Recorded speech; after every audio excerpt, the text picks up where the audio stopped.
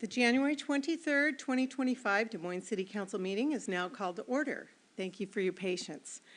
Councilmember Grace Matsui will now lead us in the pledge. Please stand if you're able. I pledge allegiance to the flag of the United States of America and to the republic for which it stands, one nation, under God, indivisible, with liberty and justice for all. Thank you so much for being here tonight. Issues in our community are so important, and sometimes, even though these kinds of things are stressful, I am always encouraged to see how many people in our community care enough to take a weekday evening and come out and lend their voice to whatever's going on. So thank you for your passion and your time. Thank you for being here tonight. So we do have I said this a little bit earlier. I need to reiterate for the record, and we have a packed agenda tonight. And so what we are going to do, we're going to hear public comment for 30 minutes, which is until 6:42 plus one person.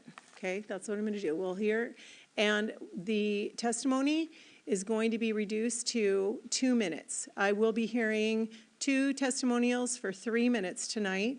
One person's representing a group, another person is representing a different issue than almost everybody else in the room tonight. And so I already talked to them about that. So please know that we are not going to be having a discussion about the Marina Steps and Pier tonight. You will have other opportunities to give this testimony before we have the discussion. What are those dates that we will be meeting? There will be some study sessions where you won't be able to offer testimony about the subject, but when is it? Sure. So, the next regular scheduled meeting is February 13th. Okay. And at that meeting, what staff are planning is to provide a very clear walkthrough of all of the different funding sources of the Marina Steps and the pier. And we will then go through the questions we were asked at the last meeting about where is there flexibility in funding, where is there not, and different scenarios for how projects may be paced. But it will be primarily about Marina Steps, although the discussion at the last meeting, we were asked to sort of look at how that could impact other projects, so it will encompass the pier as well. So February 13th is really the primary presentation. We'll walk through those options. Thank you. So this is what I'm going to ask for tonight. I will have a 3-minute testimony from somebody representing a group to begin with, and then after that I'm going to ask you to keep your, we're going to be allowing 2-minute testimonials. So until 6:43, and then plus one more person. Okay, go ahead. Mayor, let me just add one more thing, and then we'll add another minute to the time. All right. There is some confusion because on the agenda, there is an item about the Redondo Pier, and so I think that's caused some confusion. So let me talk about what that is.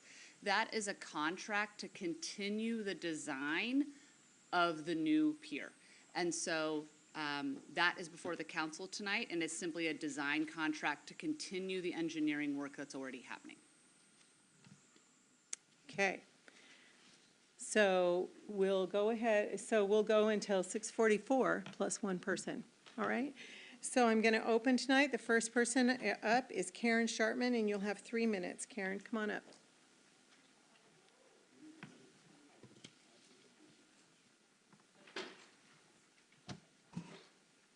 Hello, Madam Mayor, City Council, staff, and community members. My name is Karen Sharpman. I am a resident of Des Moines, and I am honored to be the president of the Redondo Community Association. I'm here this evening representing our over 250 members, as well as our broader community and the many individuals who come to visit Redondo every day. We are here because at the last council meeting, you discussed the potential of moving funds away from the Redondo Pier project to cover a shortfall in the Marina Steps budget. This was further outlined in the city manager's report on January 12th. We are here specifically to request that you not consider moving funds away from the Redondo Pier project. We further request that you you ensure funding is available to begin this project now. We would have been at this podium talking about this project previously. However, it has always been in the budget, and we were repeatedly told that this project would get done.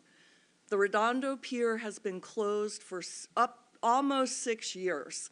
In its current state, it is not just a blight on our waterfront, it is a missed opportunity.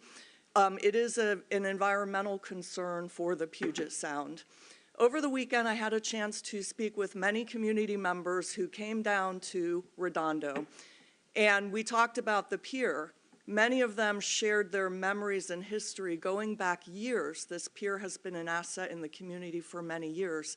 They spoke about it as a place where families bond, where friendships are made, and they spoke a lot about fishing. They came from all across Des Moines. They came from our neighboring cities. They came from Washington State and across the United States. And some of them came from other continents.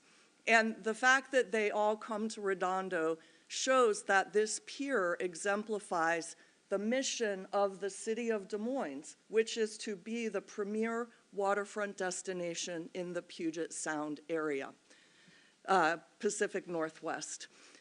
This project has funding, including a state grant secured by Senator Wilson. There is bond funding available now. It's in the bank, earning low interest as required by law. So please, let's honor our Redondo Pier's history, its environmental importance, and its role in our community by moving forward now. I would like to submit to you now, Mayor Buxton, a petition signed by over 1,700 members of our community who ask that you prioritize the renovation of Redondo Pier. Begin the project now so that it's open during the 2025 to 2026 season. Go ahead. Thank you.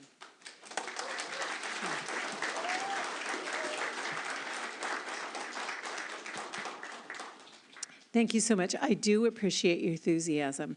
So, but from this point forward, please, we do not normally allow clapping or standing or celebratory behavior. So, during the business meeting. So, thank you, though. I appreciate that clapping. So, from now on, it will be 2-minute testimony, and the next person up will be Carol Coleman.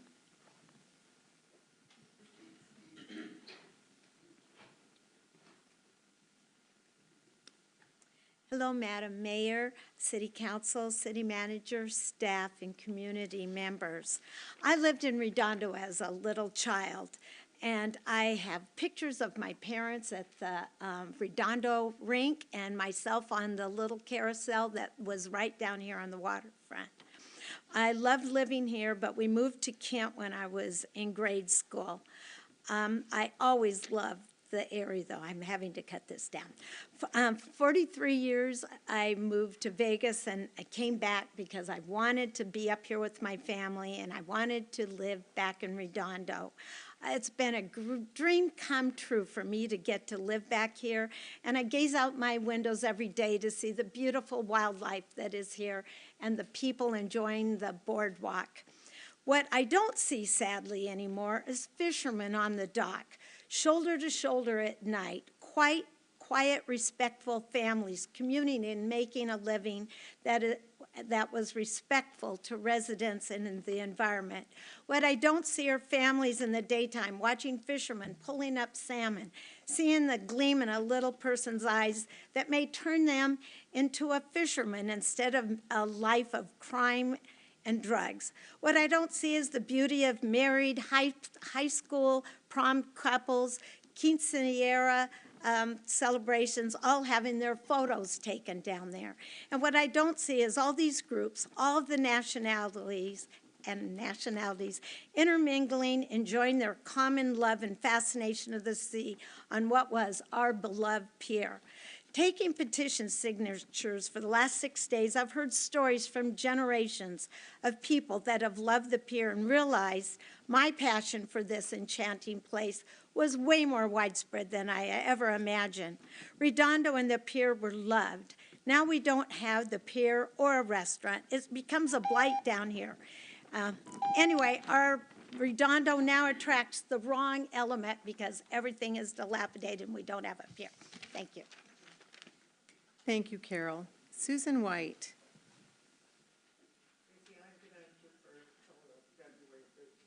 Okay, thank you, Susan. Appreciate that. Next up, John Hartman.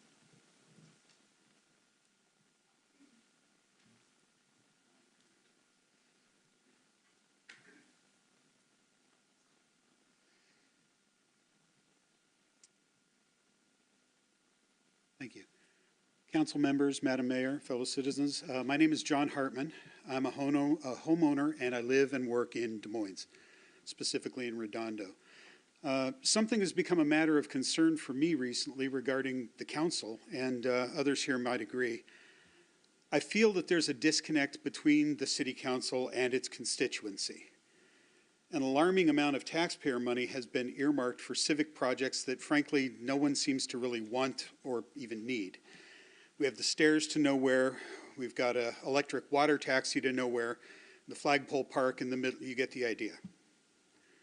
Having committed to these boondoggles, how are we going to pay for them? Well, the funds raised, some of it through property taxes, are clearly insufficient.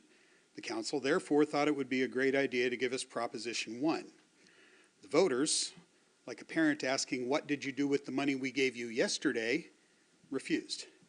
The council then put the proposition on the ballot again, and that's like mom saying no, so you go ask dad. Dad said no too. We shot the thing down again. Now you're thinking about taking the money earmarked for the Redondo Pier and using that for the stairs, despite the fact that they haven't been started, a lot of people don't want them, and the money would be insufficient to cover the project. This makes it very, very hard to believe that you want a balanced budget. Either the council is not hearing its constituency or it's choosing not to listen to us. Neither of these is acceptable. If this pattern continues, we're going to have to make some real decisions in the next election when 4 positions on this board open up. Whether or not those are easy decisions for us or not is up to you. Thank you for your time. Thank you so much. Next up, Diane Tucker.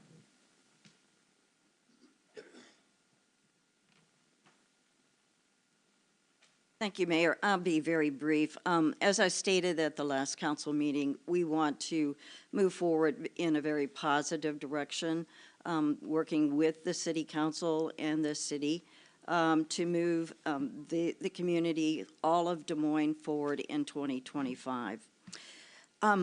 Many of us in this room, Mayor Buxton, have spent the last 4 or 5 days in Redondo talking to people, just visiting and talking about, you know, what is our vision for the Redondo community and for Des Moines as a city.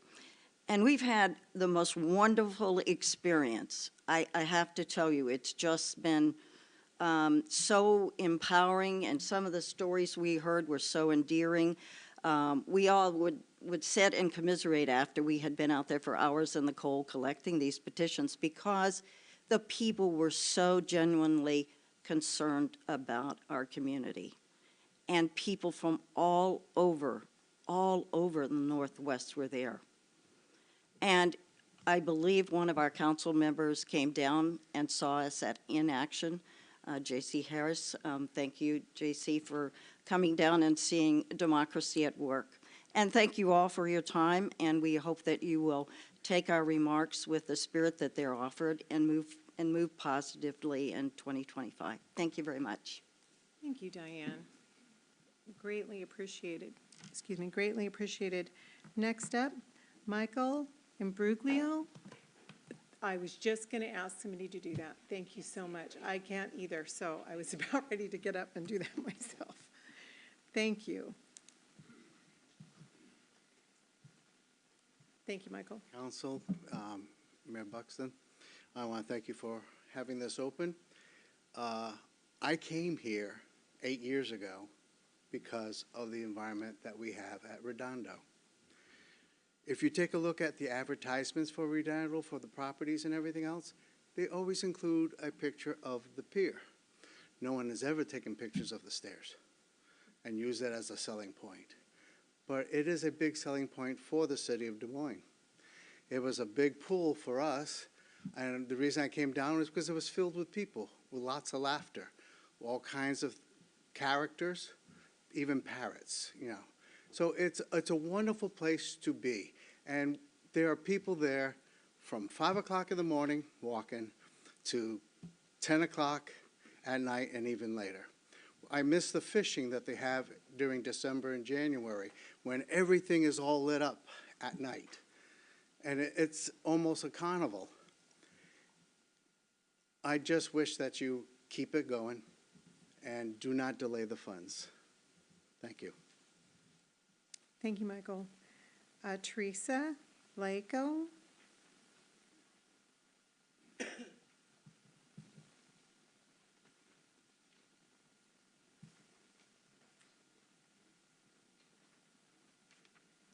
Good evening to everybody, to keep it short. My name is Teresa Lako, and I am a member of the Redondo Community Association's leadership group. It was brought to my attention last week that it was publicly being said that our community was sending mixed messages because we want to save the pier and we also want quiet. When I heard this, I decided it was important to clarify our vision as a community. We do not want loud, illegal parties in the parking lot at night, but we do want families and organizations to enjoy parties in our park. We do not want boom boxes blaring on the beach, in the parking lot, or on the boardwalk, but we do want children and adults laughing and having fun on the beach, boardwalk, and in the park.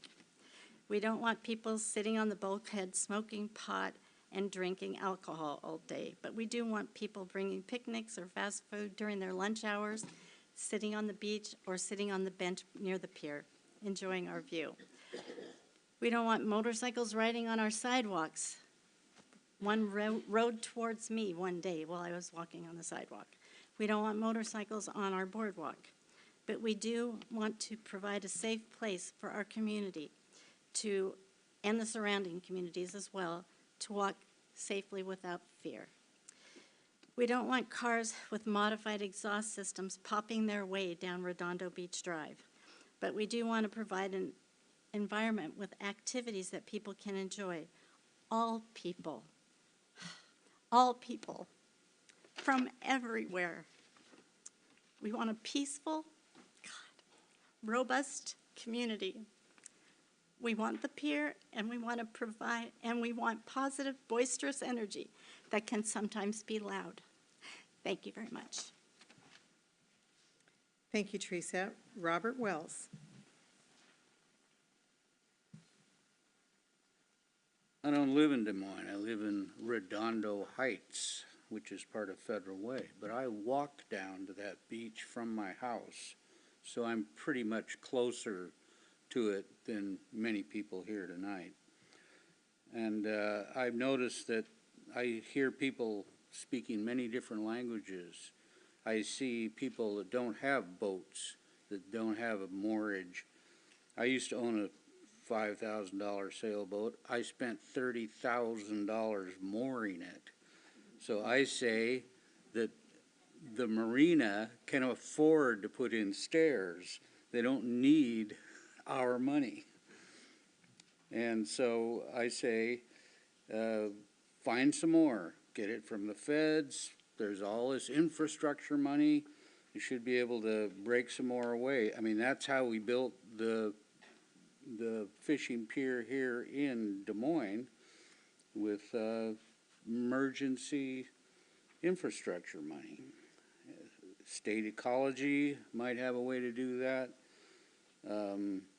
You've been shuffling paper for 5 years. It's time to break out a shovel and actually get this done.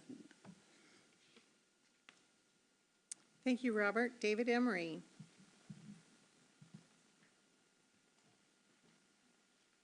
Hi, David Emery, part of the Redondo crew. As we were collecting petition signatures, we also received testimonies. One in particular really spoke to me that I think captures a lot of the really important salient points we're trying to communicate tonight. Comes from a family with 3 young kids.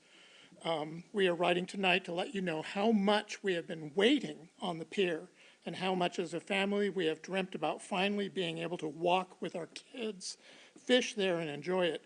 Considering their ages, they don't even remember when the pier was open to the public. Our 12-year-old was only 5 when it closed. The pier, along with the boardwalk, are part of why we invest in our home right there where we bought it. An effort and commitment we do every month to pay the mortgage to be in Redondo. Being 3 blocks away from the pier and 1 from the water, we really can't believe the budget assigned to repair the pier could end up somewhere else, because that will be taken from us, from our community, as it was already assigned to Redondo. And a lot of us invest there with a lot of effort to be able to use the boardwalk and the pier with our families. Thank you. Thank you, David. Victoria Andrews. Good evening, Mayor, Deputy Mayor, council members, staff, and my neighbors. For the record, I'm Victoria Andrews, resident of Des Moines for 21 years. I first spoke at council meetings a couple of years ago, and you will recall that I emphasized the need for an experienced, credentialed, professional communications director. Well, communications is still my thing, but there's something even more critical this year, and I've spoken about that more than once as well. It will come as no surprise, the need to reinstate a public planning commission. For many reasons, some of which were in my initial writings. Previous requests to reinstate the Public Planning Commission have met with council pushback, citing lack of staffing. If that's the case, you can utilize what you frequently tap, third-party contractors. I also heard it dismissed as another unnecessary layer of bureaucracy. But the city needs master plans, long-term strategies, and input from those affected by its decisions. There are a number of new administration hires in critical positions, and we want them to know that residents have long memories and are happy to provide historical context to round out the information they've already received by council and others. Would it be possible to hold a town hall where officials, staff, and residents can have two-way communication? Different from a study session, two-way communication about what we want our future to look like. Please consider putting a pause on the steps while we examine where our limited budgets, both restricted and general funds, would have the greatest impact. And at your earliest convenience, could you also convene the Citizens Advisory Committee? Thank you. Thank you, Victoria. Jim Irish. Hello, my name's Jim Irish, and I live here in Des Moines, and I boat and fish here too. It's my opinion the city of Des Moines continues to restrict public access, recreational access to Puget Sound. The recent city manager's report suggesting redirection of funds from the Redondo Pier for the Marina Steps is an example of this policy. The pier has been closed for 6 years and needs to be restored now. The pier's closure has resulted in fishers, walkers, and boaters competing for the same space on a narrow string of docks at the boat ramp. The Redondo boat ramp and its single set of floats is a cluster to use. Launching and retrieving on the same float, two dock strings are needed with offsets in the piling capture to provide the maximum width for boaters to pass coming and going. I don't know why the city selected wooden docks imported from Canada when other municipalities are using concrete. Why doesn't the city capitalize on municipality contracts like Seattle's Don Armini, where the engineering and designs have been completed and would mitigate your cost in that project? The citizens of Des Moines deserve recreational access to Puget Sound. Thank you. Thank you, Jim. Bill Linscott.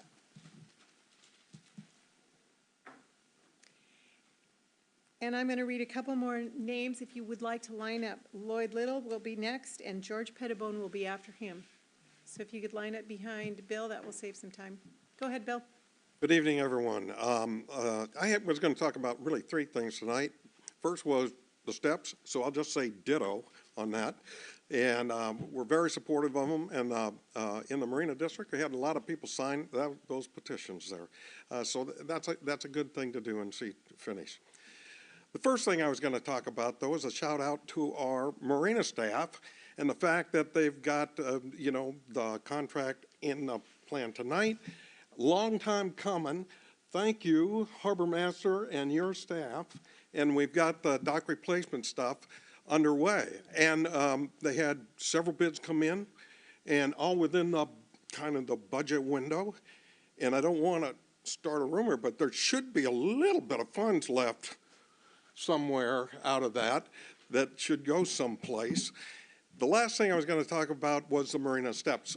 I'll save those, and in fact, I'll submit the comments I was going to make tonight. You can look at those.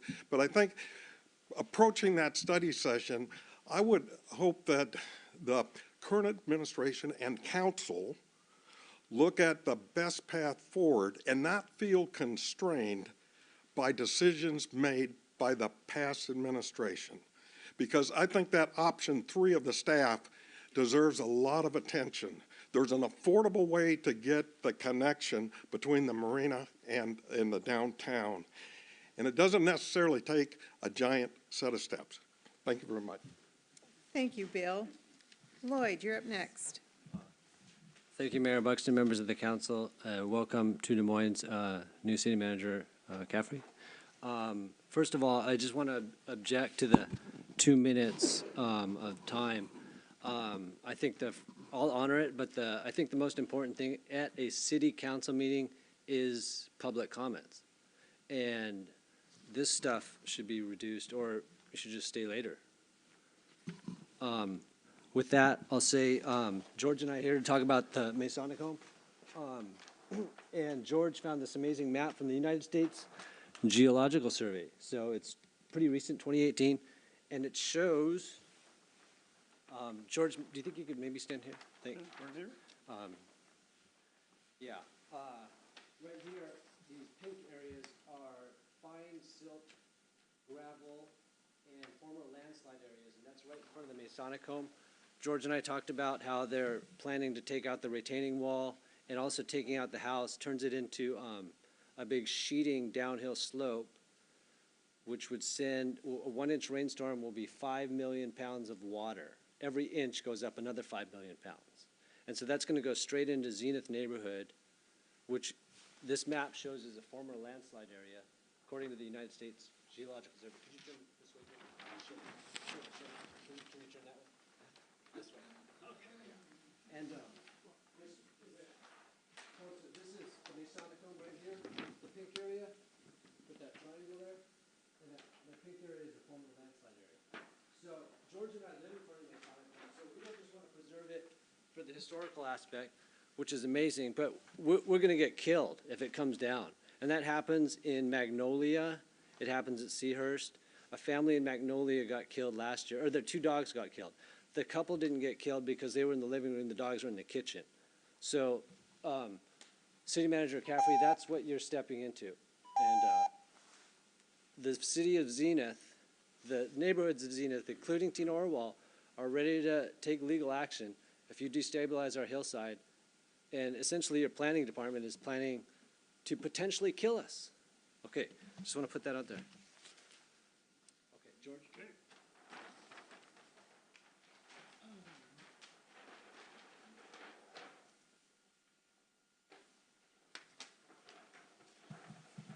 And then next up after that will be Mark Eide and David Litowitz, if you would like to prepare to give testimony after George. Thank you. Do I get the minute that he didn't get for being a new subject? You get 2 minutes. Did Go. he get 3? No, he got 2. It is a new subject. He wasn't No. here for the. George, go ahead, you've got 2 minutes. Okay, Go good on. evening. Good My evening. name is George Pettibone. I live on the hillside in Zenith neighborhood. Been here for 33 years. Quite concerned about finding a map called the Geological Survey of Landslide-Prone Areas by the United States government. This is USGS map number 3384, and it was made in 2017. It's one of an amazing map with LiDAR technology. It shows exactly what kind of mixed up, crazy bunch of sticks, rocks, gravel, sand, everything you can think of. The city of Des Moines is built out of glacial till and clay and rocks. It is a widely variety of type of things that's unstable, and it has collapsed directly in front of the Masonic Home from 236th to 240th. As little as 125 years ago, it slid into the ocean. took out everything. There was no trees in historical photographs for the Zenith neighborhood from 240th to 236th. They all slid into the ocean. And we are here to say, let me think. What would I say? I don't know. Suppose an out-of-state developer bought up a bunch of land around the Alamo in Texas and applied for a demolition permit. And he wouldn't tell anybody what he wanted to plan to build afterwards. He'd just keep on threatening to sue the public officials who talked about it. If they talked about it, it would be bad. Would you be okay with granting a demolition permit for the Alamo? Oh, I don't know. This is our Alamo. The Masonic home is our castle on the hill. It is a gorgeous architectural building. It's made out of concrete. We release that hillside. You release that hillside, you'll kill us all. We Thank you, really George. don't want that to happen. Appreciate your presentation. Thank you, Mark. You're up next. And also, Carmen, if you would like to come up with David and present together, I'll give the two of you together 5 minutes. Go ahead, Mark. Thank you, Mayor, Council. I guess I'm one of those people who was confused by the agenda because it looked like you were going to be talking about the Redondo Pier, but I'm doubly confused after hearing that you're not, because apparently what you're going to do is sign a contract with an engineering firm to go ahead with planning to do something with the pier. And I'm a little confused by that, because the same people you're going to contract with now are the people who did the original engineering study 5-6 years ago. And presumably in that study, there was an estimate of what the cost was going to be. And obviously, whatever that estimate was way off, because you got one bid, which was far exceeded what funds were available or what funds you had talked about using to build the pier. So it sort of begs the question as to why you're going to hire the same people to do the work that was done 5 years ago. I echo the comments that everybody has talked about. It's a generational site that people have been going to for generations down there. My kids all fish down there. I fish down there, launch boats down there, walk along the beach long before I ever moved to Redondo, 20 years ago. So the longer you wait, the more expensive this is going to become, because things are not getting cheaper to build. And I would encourage you to get on with it, get it done. You know, I recall, and I lived down there when the boardwalk got washed out, and it didn't take 5 years to rebuild that boardwalk. It was done, and that boardwalk's a half a mile long, and it took, 16 months, something like that? So, thank you, and please get, as one gentleman said, get some shovels out and let's get busy. All right, if the two of you could come up and kind of tag team a little bit there, I appreciate it. This is an issue that's coming up on the agenda tonight as well. Thank you, David. Thank you. Good evening, Honorable Mayor and council members. My name's David Littlewitz. I've been a resident of Des Moines over 20 years and have been a builder here for over 40 years. And I'm asking for your support of ordinance number 24-074, a reduction in traffic impact fees on a daycare that's being built on 263rd and Pacific Highway South. I engaged my traffic engineer who worked with city staff. We asked for a total waiver, or at least be equivalent to the city of Burien, which offers an 80% reduction in their fees in their traffic impact fees for daycare centers. And as a result of discussions between staff, between the hearing examiner, and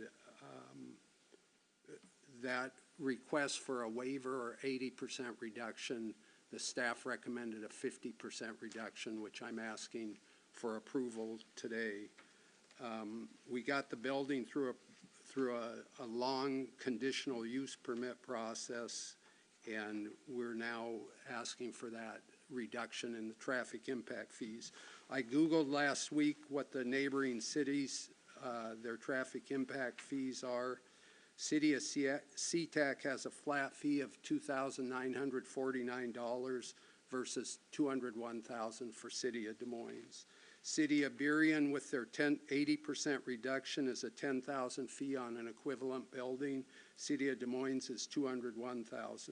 City of Seattle and King County do not have a traffic impact fee, and City of Des Moines is still at $201,000.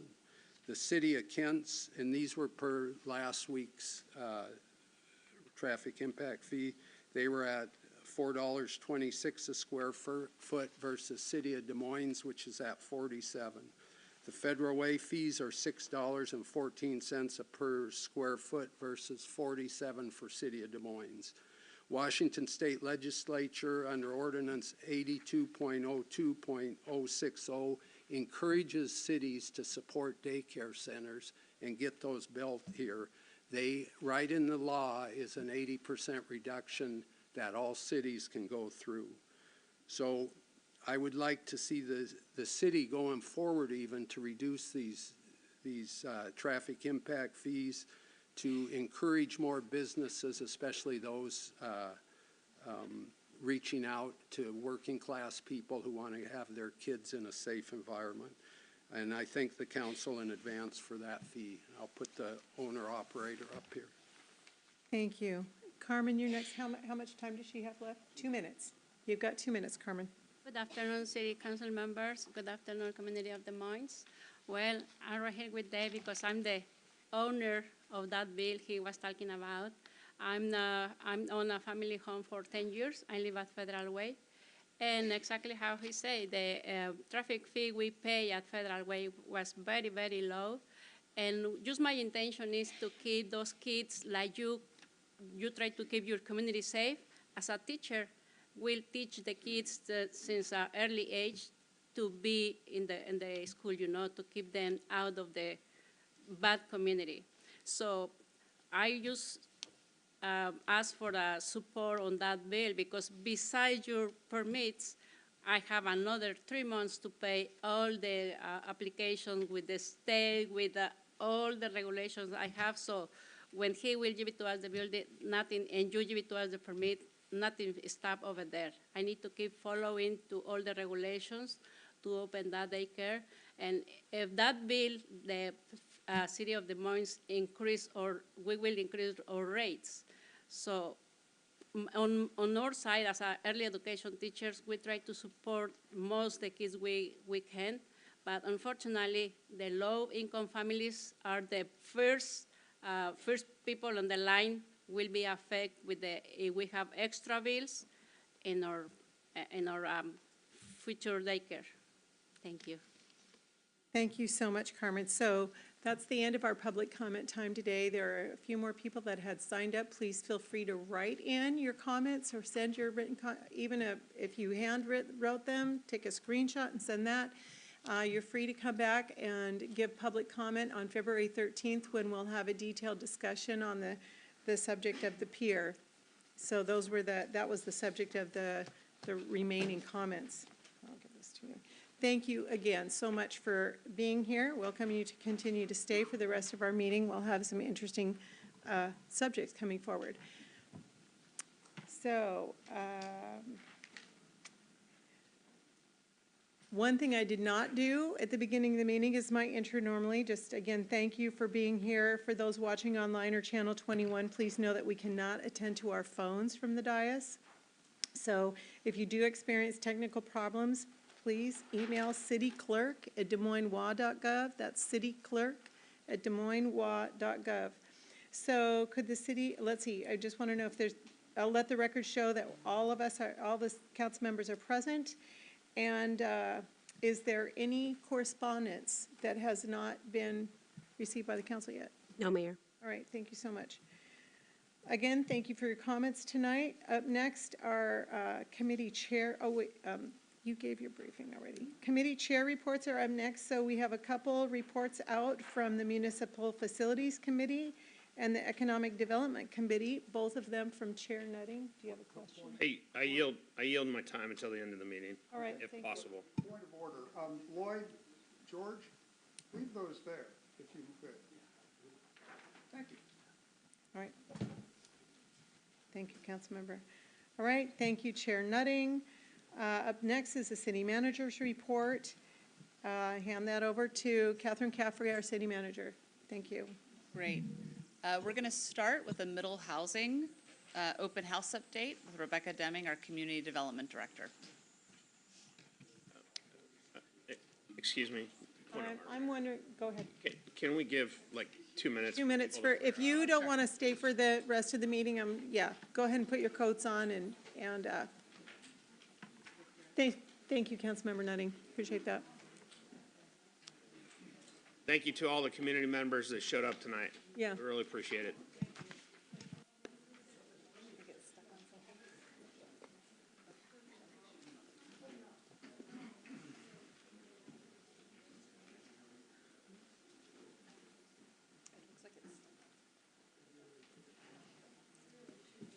Chief, could you close the door after them? Thank you. Yep.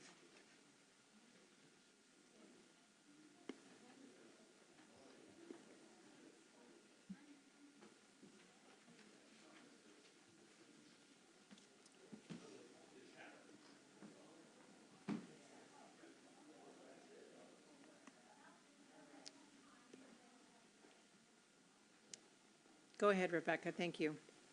Thank you. Here to talk about the middle housing open house we had. The middle housing meeting consisted of 2 different outreach events. The first was a stakeholder meeting in which we invited both developers and utility providers, and the second was an evening meeting in which the public was invited. The format of these meetings included display posters and maps for people to look at the back of the room while we waited for the meeting to start and at the end of the meeting, in which these posters can be found on the project website, which is DesMoinesMiddleHousing.com. We started the meeting with a PowerPoint presentation where we talked about the city's requirement for a growth target,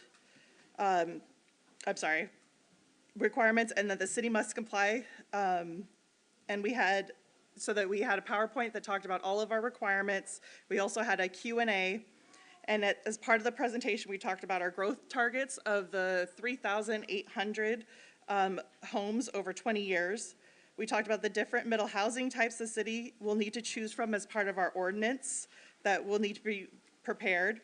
We talked about the density requirements that must now be allowed for 2 housing units per lot or 4 housing units per lot if one is considered affordable. Additionally, we must allow 4 housing units per lot on lots within a quarter mile of major transit. After the presentation of both meetings, staff went and had individual table discussions with the different groups and the people in attendance to get feedback, hear concerns, and answer any questions we had. We talked to, again, in the first meeting with the stakeholders, we talked to the utilities and developers and heard where their concerns were, heard what there might be some barriers. And then in the second meeting, we met with the public and residents and talked to them. We talked about the different processes that we're going to go through, where to go and provide comments, and talked about the website. And so we were there to talk about the meeting and the future ordinance. This is part of the PowerPoint. It's up on our website, and we wanted to direct everyone to the website to find more information as we move forward. Great. Anybody have any questions or comments? Councilmember Harris and then Councilmember Oxiger. Thank you very much. I just wanted to get was there any consensus of the kinds of questions that people had, or was it, all over the map? It was a little bit all over the map. Okay, that's fine. I just was hoping you'd say, yeah, there's one thing, and When we talked about the different types of middle housing, we heard a lot of people liked the cottage housing as one of the types, and wanted to stick, obviously, to the smaller, the duplexes and triplexes. That's about the only common denominator we heard across the board. That's a fine answer. Thank you so much. Councilmember Oxiger. Yes, thank you. I'm curious about the 4 housing units per lot permitted. Is that the RS 7200? That's a quarter mile near transit. So it doesn't matter what zone it is. If you look at the map, it's basically along the transit lines. Okay. So this wouldn't affect, like, for example, in Redondo and Woodmont, you have Correct. 4,000. So it would only allow 4 units where there's a density bonus. So if someone deed restricted 1 unit as affordable, then they would be allowed to have 4 units in any zone. But as a base density, that would only be within a quarter mile of transit. Thank you. Any other questions? Yes, Councilmember Harris. Yeah, I get this question. So let's say someone wants to do something along a route that has been basically put on hold by Metro. In other words, it was there pre-COVID, it might come back, but it's not there now. Has there been a ruling on that? I don't believe so. Right now, we're just showing it as King County Metro Rapid Ride A, Highway 99, and the Link Light Rail. So that's what we're mapping. Okay, thank you. Councilmember Oxiger. So this will not have any effect if we do the last mile commuter buses picking up? It's a very specific frequency. Okay. So it has to be a very specific frequency for what's considered major transit. Okay. So it has to be every half hour, I believe is what it is, to be considered major transit. Okay. Thank you. Okay, looks like that's good. Thank you so much, Rebecca. Appreciate it. Go ahead, Catherine. Next, we'll have a very brief, Anthony, presentation from Anthony Hempstead to talk about some legislative issues at the state level. And I'm going to respectfully ask you, Anthony, to keep it moving along since we've got a big meeting tonight. Thank you. Okay, so bear with the technology here. So Anthony, could you talk for a moment? Let's see how we hear you. Hello, Tracy, can you hear me? Excellent. Can you hear me well? I can't hear you, though. I'm going to try. How's this? Can you hear me now? Okay, let me look here. If you're muted or not. Speaker, volume, or let me look at this Zoom here. My audio is on. Can you hear me, Anthony? Do I have to lean in? I can see that you're speaking, but I can't hear anything. Okay.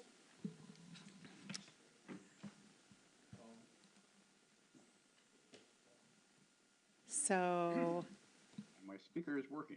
yeah, we can hear you. Everybody in here can hear me. I'm trying to see if there's, Mayor, I think let's move on to Chief Bowe real quick and see if they can figure something out in the interim. all right. Oh, I can hear you. Oh, okay. Oh, funny, huh? Okay. Well, Anthony, did you hear me highly encourage you to keep it brief because we have such a lengthy agenda? I only heard some of that. But would you like me to just launch in? If you can hear launch me, okay. in and keep it brief because we have a long agenda. Oh, okay, got it. Good evening from Olympia. Anthony Hempstead, your legislative liaison, and many things are happening in Olympia. It's hard to believe that we're only 11 days into the 105-day session. Seems like this has been going for a very long time. Are you able to hear okay? Is this working out all right? Yeah, okay, good. Just wanted to very briefly mention one bill that has come up that has been fairly controversial, and you may have been hearing things locally about it. That bill is HB 1380. It's introduced by one of our representatives, Mia Gregerson of the 33rd District. So that represents much of Des Moines. Some people love the bill, some people hate the bill. What it does is its bill title, it's allowing objectively reasonable regulation of the utilization of public property. What that means, to translate that, Some have called it the Homeless Bill of Rights.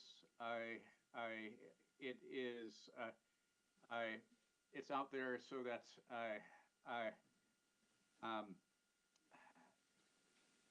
if cities are going to regulate where homeless stay on public property, that those regulations have to be seen as objectively reasonable.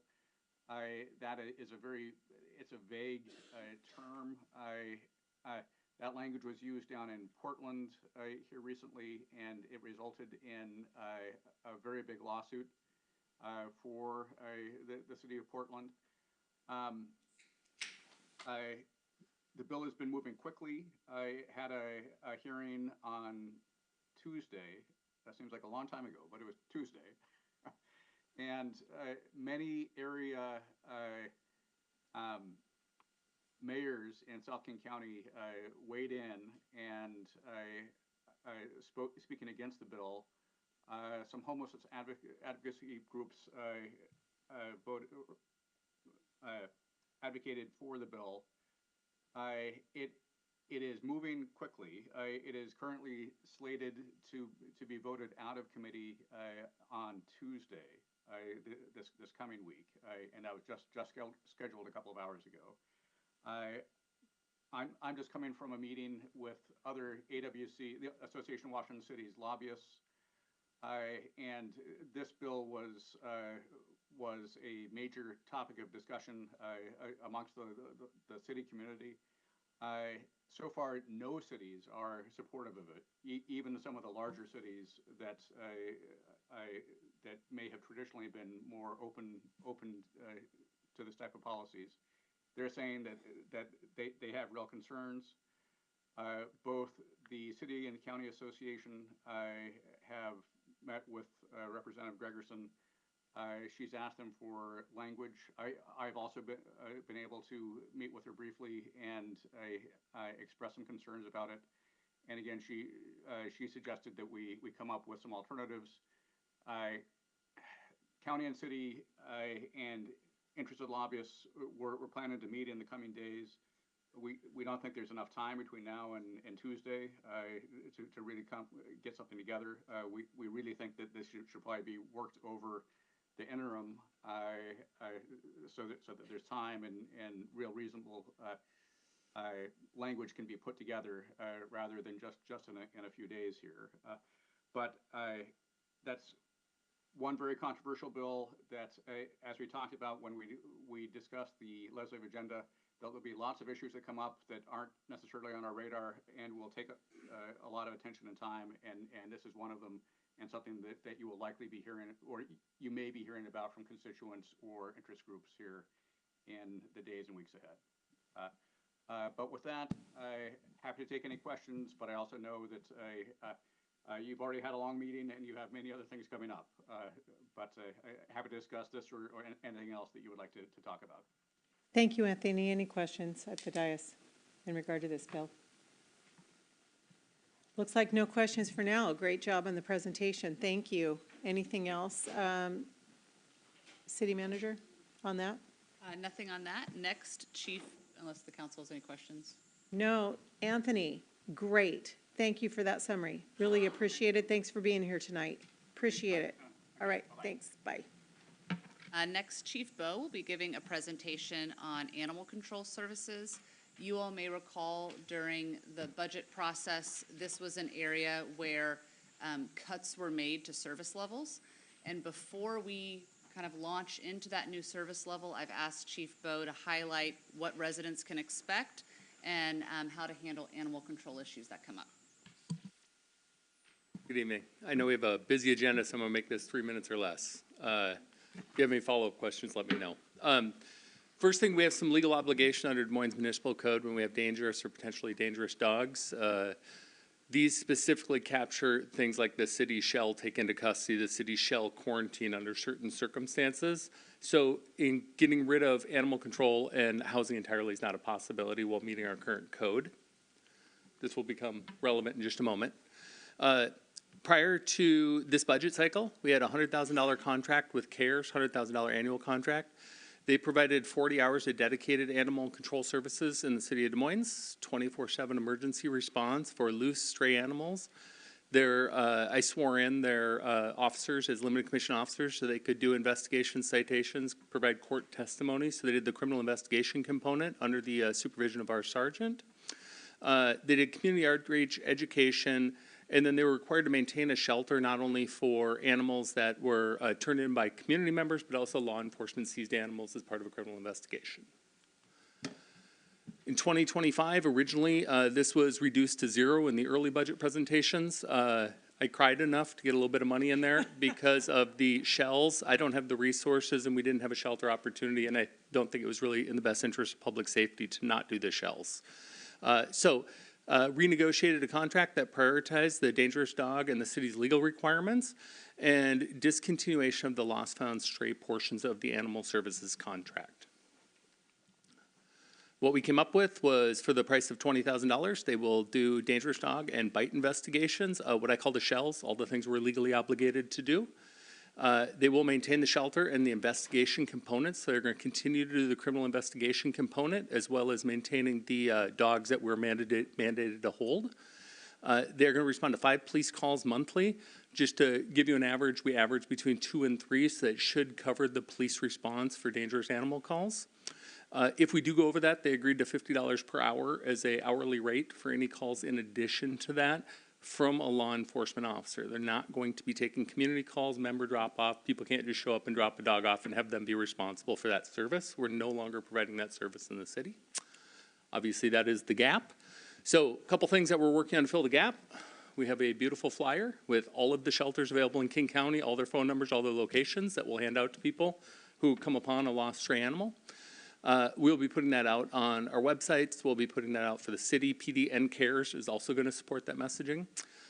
We do have a chip scanner, so anybody can bring a dog past the PD and we can check and see if it does have a microchip. Every veterinarian office in town and all shelters have access to the ability to scan for a microchip. And then online tools, leveraging our local Facebook groups, Paw Boost, Ring App, etc. There also is organizations like Lost Dogs of King County that specifically do this work. I met this morning with Jan Magnuson, our former retired animal control officer, and Jamie Wagner to talk about how we can work together to leverage some of their online tools as well as their networks. I'm meeting with Tim Anderson of the Regional Animal Services of King County, the RASC group, next week, just to check in and see what services we can partner with them. And any dog that's injured, we can always take to a 24-hour animal hospital, and animal hospitals will deal with injured animals and support that part of the work. With that, 3 minutes or less, open to questions. Boom. Anyone have any questions? Councilmember Harris. So is 64th Avenue or RASC, I heard something about them closing, or maybe I'm jumping the gun, but just... So I emailed the director of RASC about 1 hour and 11 minutes ago and haven't heard back from him yet. He has a meeting with Jan next week, so I'm trying to bully my way into that meeting next week. Sweet. $50. Can you? I'm sorry, I missed. What is the $50 fee per call? That's like for Burien Cares to cover their service call. No, they're providing 5 service calls, 5 criminal investigations, the complete thing, storage, everything for 5 calls per month. If we go over 5 calls per month, so if law enforcement calls us 6 times, we'll pay for an hourly basis if we go beyond the 5 calls. So the contract covers the first 5 calls. We average 2 to 3 calls a month. So generally speaking, we should be within our contract covering all police calls for service. If we do have a month where we make 8 calls, we'll be charged $50 an hour for every hour they spend coming out, doing the court, doing the investigation. It'll become costly if we go over the 5, but we think that 5 will be sufficient to meet the needs of the police department. Thank you, Chief. Yes, sir. Any other questions? Chief, 2 things. I really appreciate you crying over this stuff. And I'm so impressed that you just reach out to community members like Jan and Jamie to work this kind of stuff and get input, and thank you for that. Thank you for that outreach. Really appreciate it. Thanks.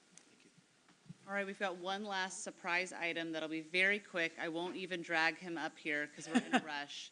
But today, our very own harbor master, Scott Wilkins, was awarded the Hospitality Hero from the Seattle Southside Chamber. And so I would be remiss to at least not embarrass him for a moment. I want to read two quick things people said in the kind of award that was given to him. In a role that combines stewardship of our waterfront and dedication to exceptional service, Scott is truly a beacon of hospitality, exemplifying what it means to go above and beyond in creating memorable experiences for all who encounter him. And I think everyone that has ever had the pleasure of dealing with Scott Wilkins knows customer service is at his core. So we are so proud of him for being recognized today. And yeah. I want to break protocol, demonstrate.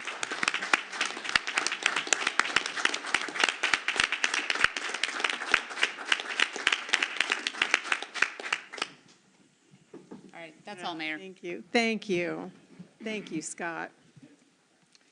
Okay, would the city clerk please read the consent agenda? Item 1, approval of vouchers. Item 2, approval of minutes. Item 3, telecommunications franchise agreement with Easy Fiber. Item 4, telecommunications franchise agreement with Ziply Fiber. Item 5, surplus property vehicles. Item 6, 2025 to 2026 recycling program grant funding. Item 7, 2025 Vector truck purchase. Item 8, award of contract for the Des Moines Marina Dock Placement Phase 1 LMN Docks project to Quig Bros, Inc. And that concludes the consent agenda, Mayor. Thank you so much. Do I have a motion? Councilmember Nutting. I move to approve the consent calendar as read, and then I do have a question about one item. And second with Councilmember Mahoney. Is there an item that a council member wishes to pull? Councilmember Harris. Item number 8. Okay. Good. Any other item? All right, so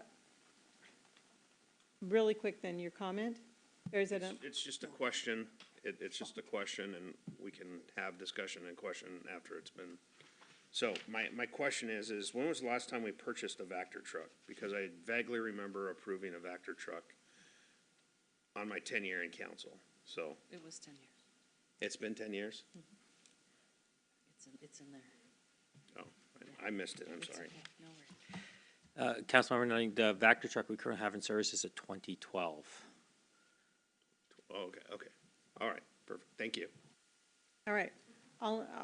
So we'll be voting on consent items 1 through 7. All in favor, raise your right hand. Okay, good. Looks like 7-0. All right, so we're going to be addressing consent agenda item number 8, and I'll pass it to you, Councilmember Harris, since you pulled it.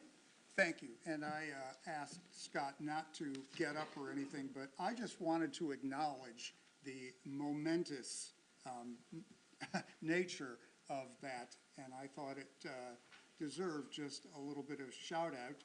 This is the first and the major aspect of the bond money and the existential purpose of the marina, lest we all forget. And you already got your thing, okay? So, but I just wanted to thank you and Katie again. This is really a big deal, and I just thought it deserved a little notice. So, it's not every day we spend $10 million, man. And congratulations to you. And it's under budget. Yes, thank you very much. We're super excited. Thank you for the comment. It's really quickly, though, I have 2 slides that I'd like to talk about. You go, man. I appreciate it. So as you know, we've been working on this for multiple years. We're about a year behind exactly right now. We should be actually talking about finalizing this project, but we didn't get all of our permits in time, so we're actually a year further into it.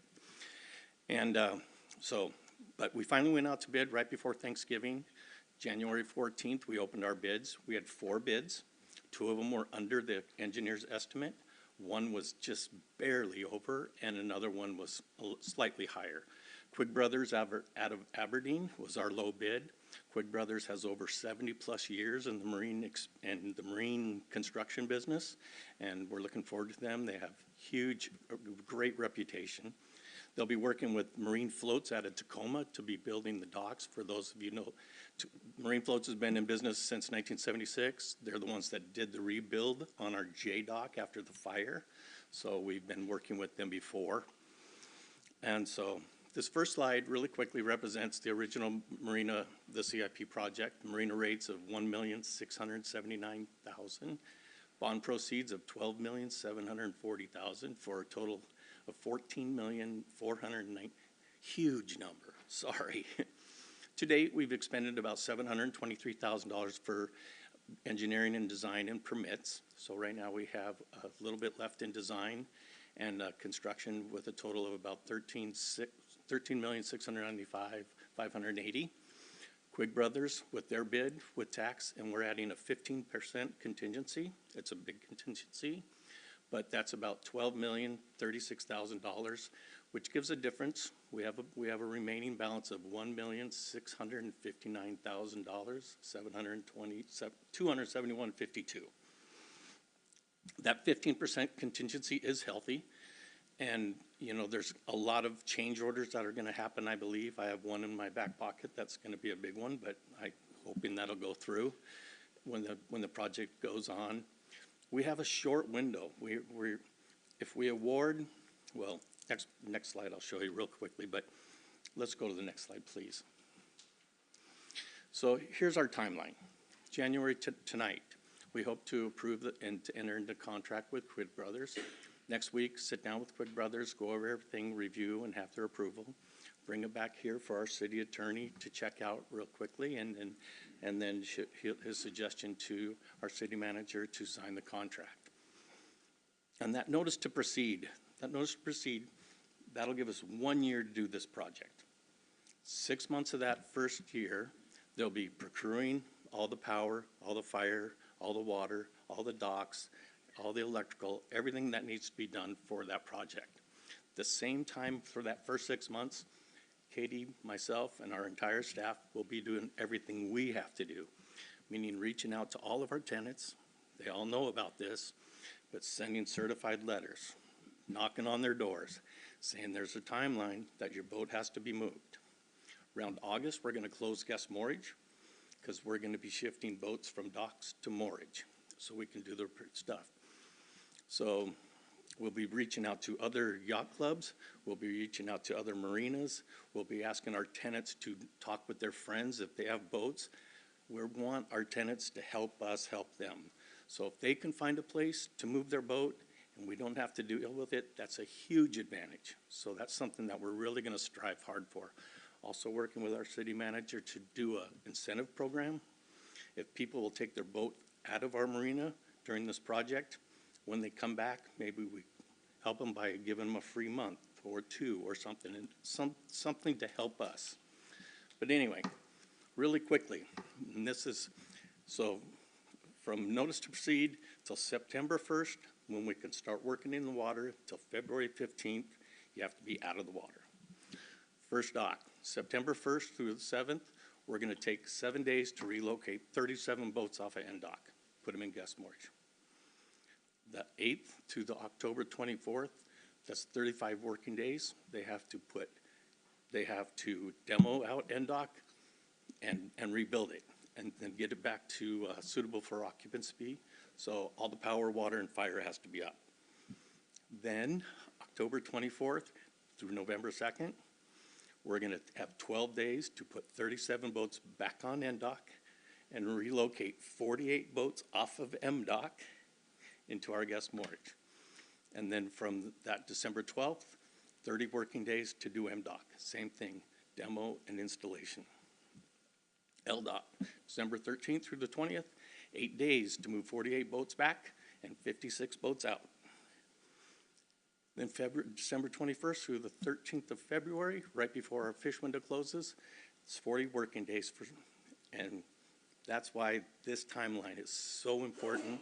This contingency is so important because change orders, I can't if you're building a house and the doors don't come in, you wait till the doors come in. If I have something and it doesn't there, I don't have a timeline to wait. So it's very, very important. So that's where we're at. You know, we're really excited for the project. We're gonna work hard. It's gonna be a lot of work, but it's gonna be a lot of fun.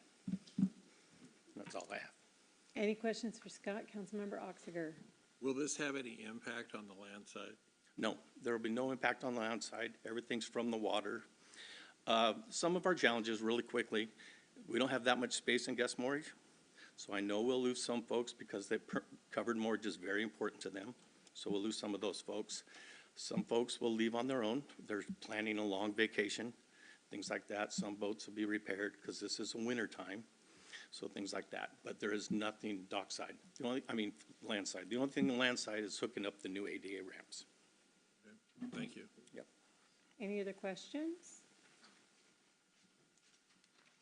All right. So with no other questions, do we have a motion? I think Councilmember Harris, I'm going to offer it to him since he pulled it.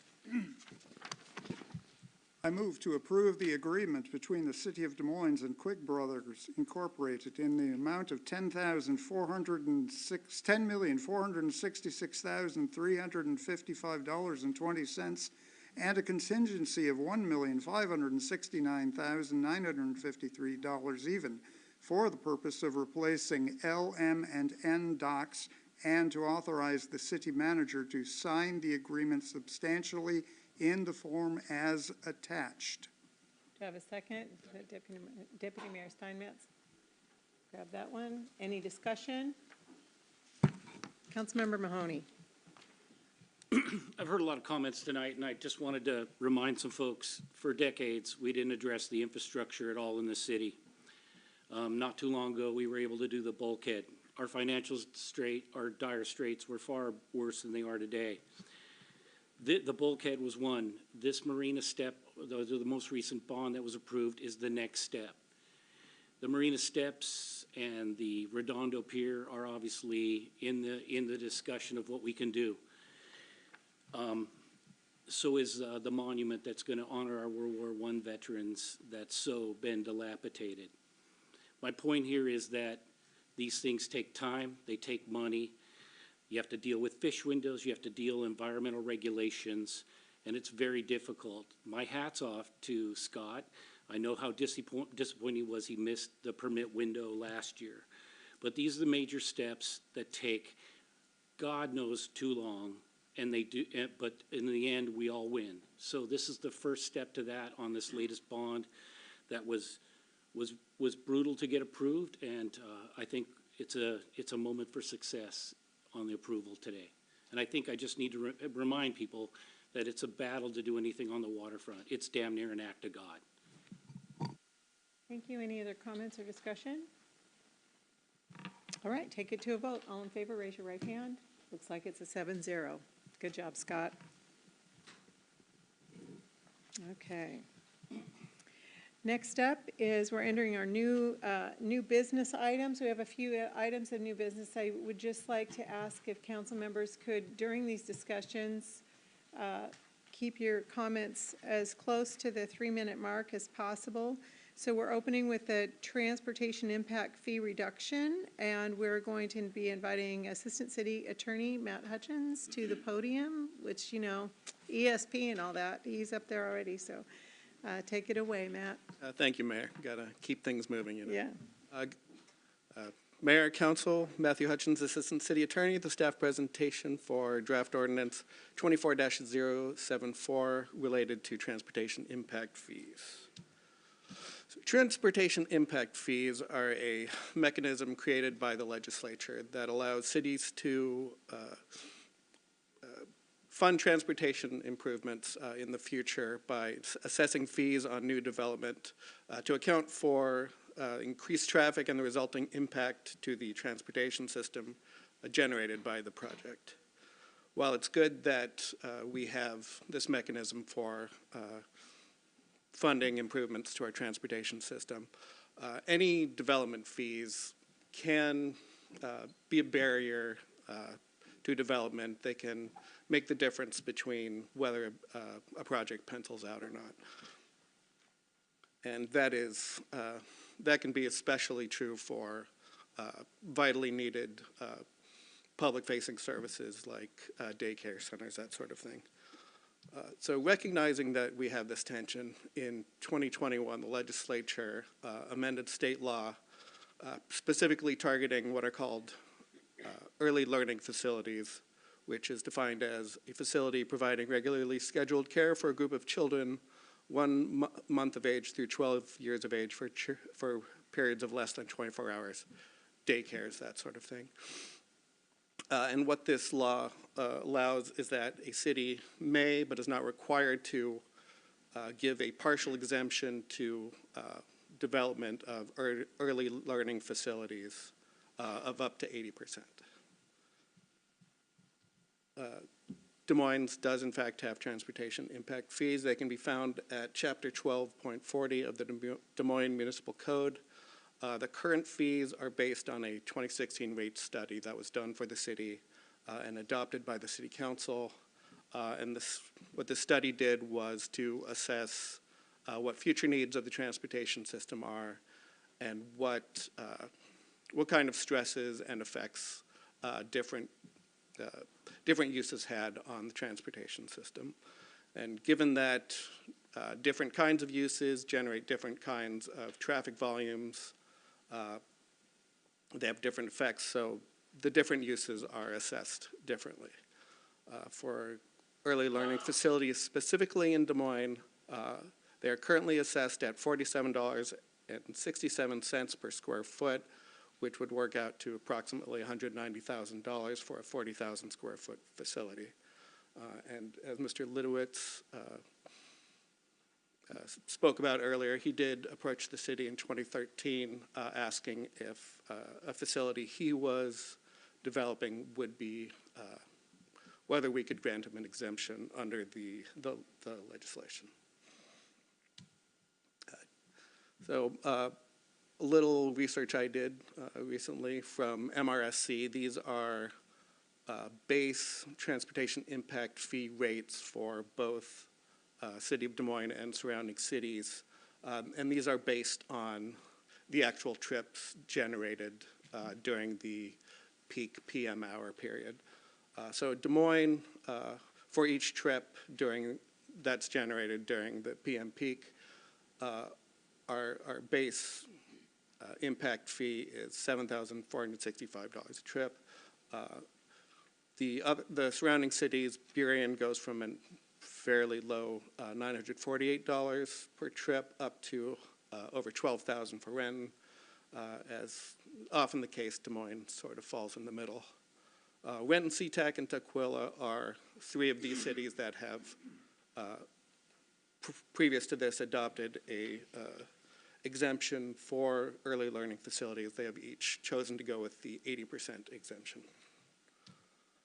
So what the draft ordinance before you does, it, like the RCW, defines what an early learning facility is, and it does that by referencing the RCW. The draft ordinance, as we have brought for you, adopts a 50% exemption. That is what was recommended by,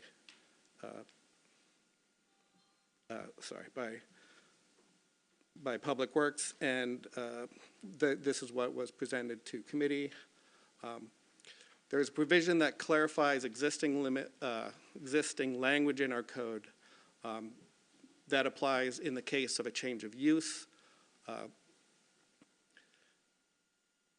It ensures that if impact fees have already been paid on the prior use, there's a credit that is applied towards the new transportation impact fee, so you're not double charged for trips.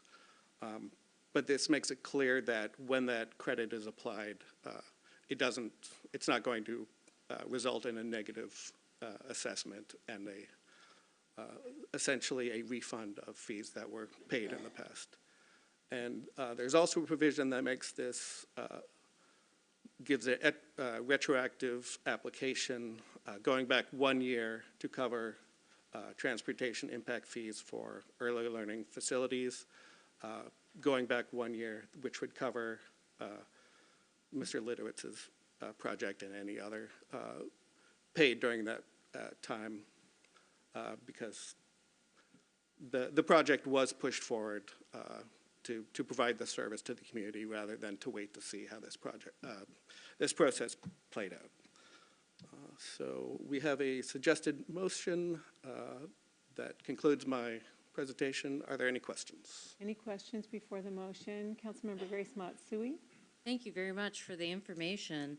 I wanted to know how many applications may be affected in the retroactive clause, and do we know if that would result in refunding folks who have already paid at the full rate? I would have to defer to Public Works on that. They're saying one, which I assume is the one we are already aware of. It looks like it is, just the one total. Okay, thank you. Any other questions before the motion? Deputy Mayor Steinmetz and then Councilmember Harris. Yeah, is there any way to determine if the operator of the daycare gets any benefit from this, and if so, how is that tracked? In other words, it's the cost savings passed along. The city is not privy to the arrangements between a developer and who they end up developing for.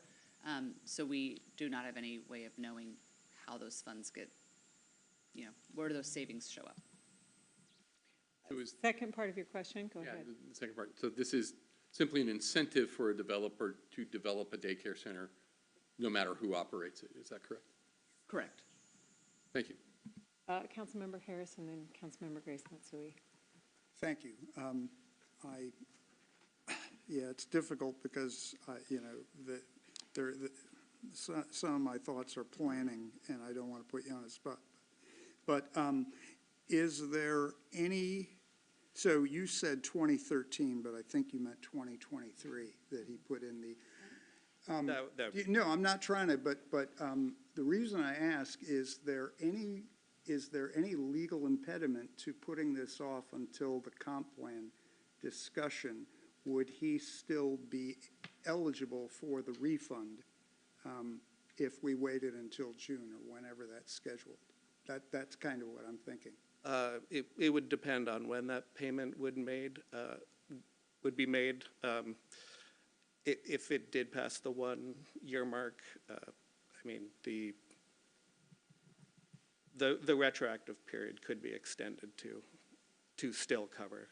Okay, and this is not, I'm not an attorney, I don't play one on TV, but this has this vibe of, I think they call it a class of one kind of a deal where I didn't make that up, that's a real thing. No, I just, and just this idea that we're creating this generalized benefit, and without having some sense of how many other potential early learning centers there are, that makes it tougher for me to get on board with this.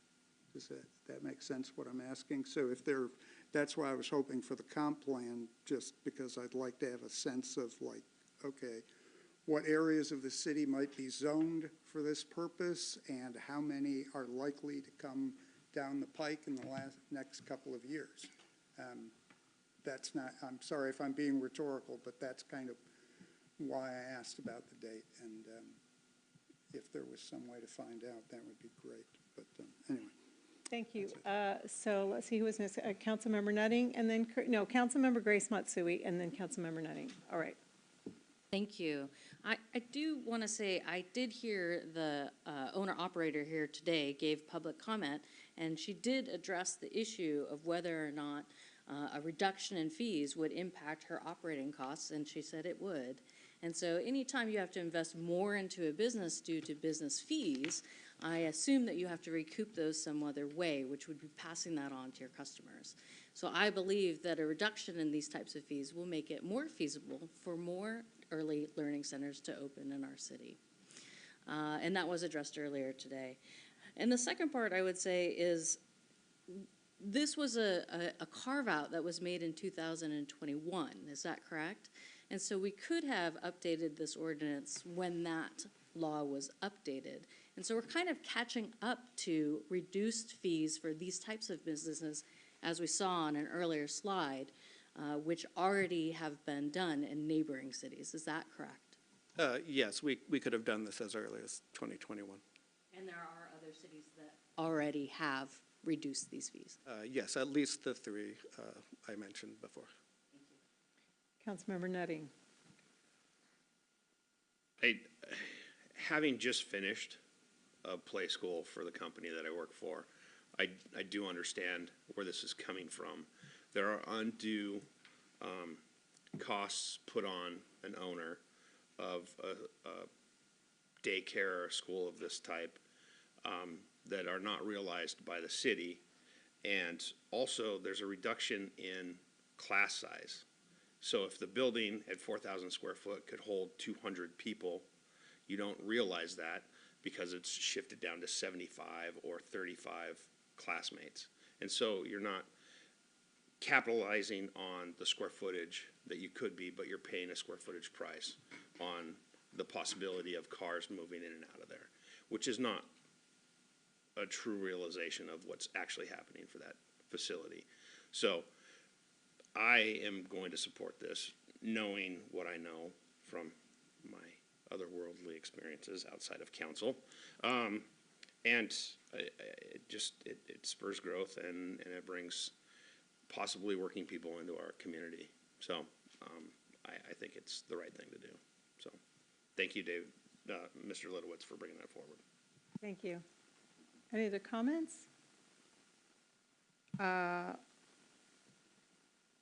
Go ahead, Councilmember Mahoney. I move to pass draft ordinance 24-074, creating a partial exemption from transportation impact fees for qualifying early learning facilities. Second. Okay, second, Councilmember Nutting. Any further discussion? Councilmember Harris. I would move to reschedule this for a meeting after we have the comp plan, concurrent with the comp plan discussion. I don't know what that date specific is, but I would defer to.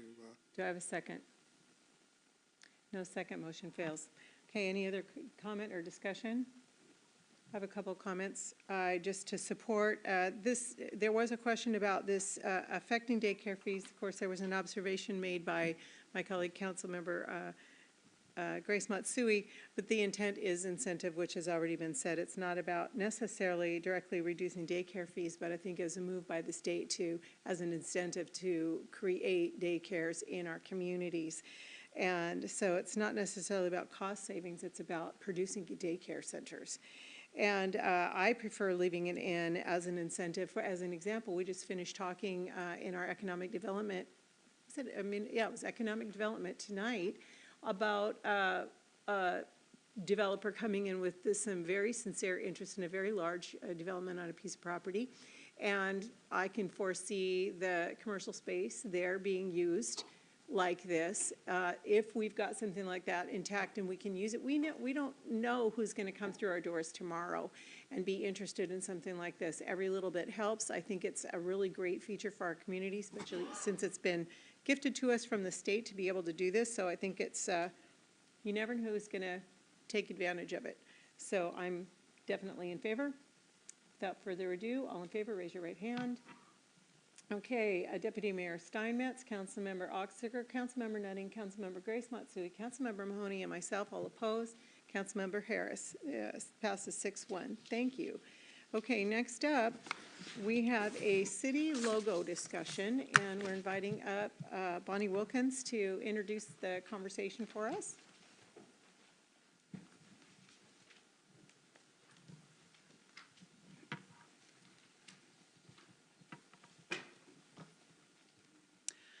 Good evening, Mayor, Council. Bonnie Wilkins, Director of Community and Administrative Services. And what you have before you here is a compilation of all the logos that we've pretty much created over the years. Most of these have been around in my 27 years I've been here. The first three, I think these are kind of in date order.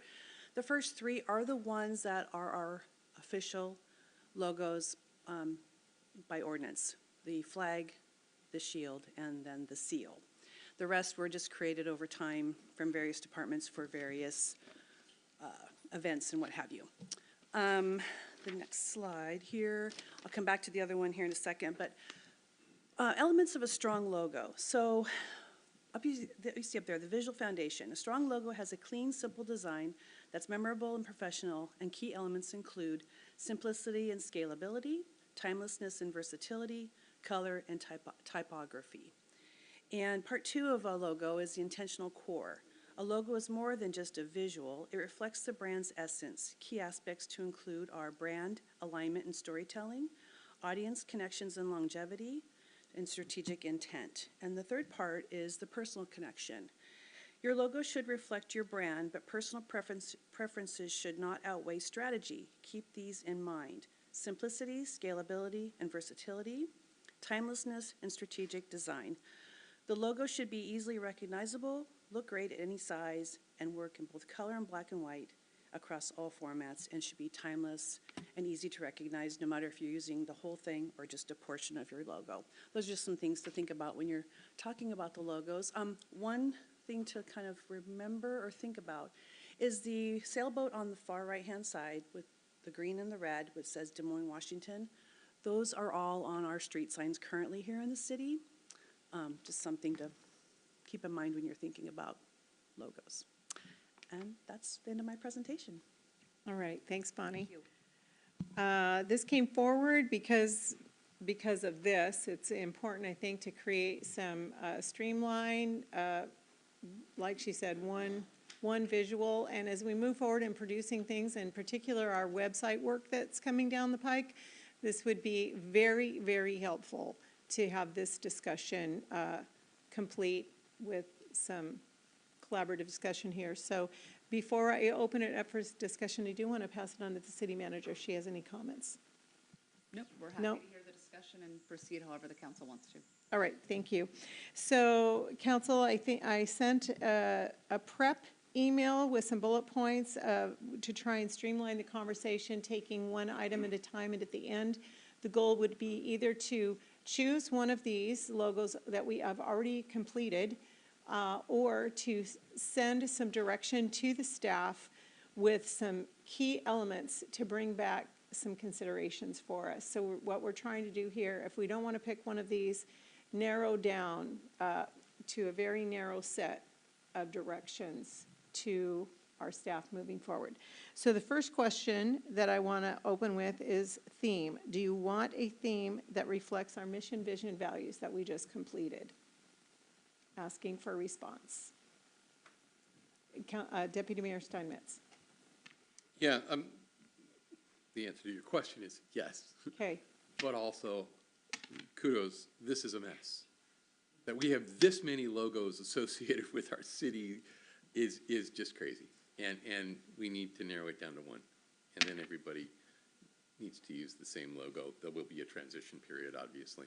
But I think it should reflect Waterland City, the statement about being the premier destination, Waterland destination. I'm having trouble getting it out. But I think we should be focused on that theme that we just spent some time coming up with. Okay, and I guess for the sake of the discussion, if you don't feel like it should reflect our theme, I'm going to open up for a comment about why. Councilmember Harris and Councilmember Mahoney looks like it's a medium hand raise. Well, actually, I have a sort of a practical question for the Public Works Director, since you sort of have to be in the general vicinity. How much does it cost to put up a sign? I mean, a street sign. Just ballpark, you know. Councilmember Harris, I don't have that number. I don't want to give you a bad number. Because it depends on how big the sign is. Is it a decorative sign? Is it a regular sign? Okay, I'm sorry, it's just. I can definitely get those numbers for you, though. I've already been just astounded at how much you have absorbed. And so I'm, you know, because you have only been here a while, and I've just taken it for granted just how much ground you've covered. So I apologize, but just in my mind, I was thinking, okay, how many of those little sailboaty signs do we have, you know, in the city, and how much would it cost to refurbish them into the grand new? But anyway, that's neither here nor there. Thank you, sir. Councilmember Mahoney. So, to answer your question, I have to ask a question, Okay. because I believe the logo piece might be too far down the road. We're doing an immense amount of work over the next several decades or years to improve our city, particularly our waterfront infrastructure. And I've had experience in changing logos. There's a lot of more hidden costs than most people know. But I think before we choose a logo, we should be discussing, have a rebranding discussion. Because I think we need to look at the city as a whole, rebrand, logos, flags, all those types of things come after. So I don't necessarily think that choosing a logo or something to simplify it, where I agree this is a complicated mess, but take the opportunity to do it once right, involve the public. Maybe the public could be part of a logo process, contest. We've got Highline College and Mount Rainier that have the ability to, they've got graphic artist students that maybe could submit entries. We could have the CAC involved to finalize them. We could have surveys, but that would be all part of rebranding. And that would obviously involve us allocating money to maybe an agency that could help us and stuff like that. So to go to the logo, is that what we want to do, is why I gotta say that. Shouldn't we think about rebranding first, then go to these types of things? Okay, that opens up another conversation. So I guess part of that has to decide, is our mission, vision, value statement that we spent a retreat on enough of a brand to move forward with a logo? Or is there another whole segment where we could have a retreat? So I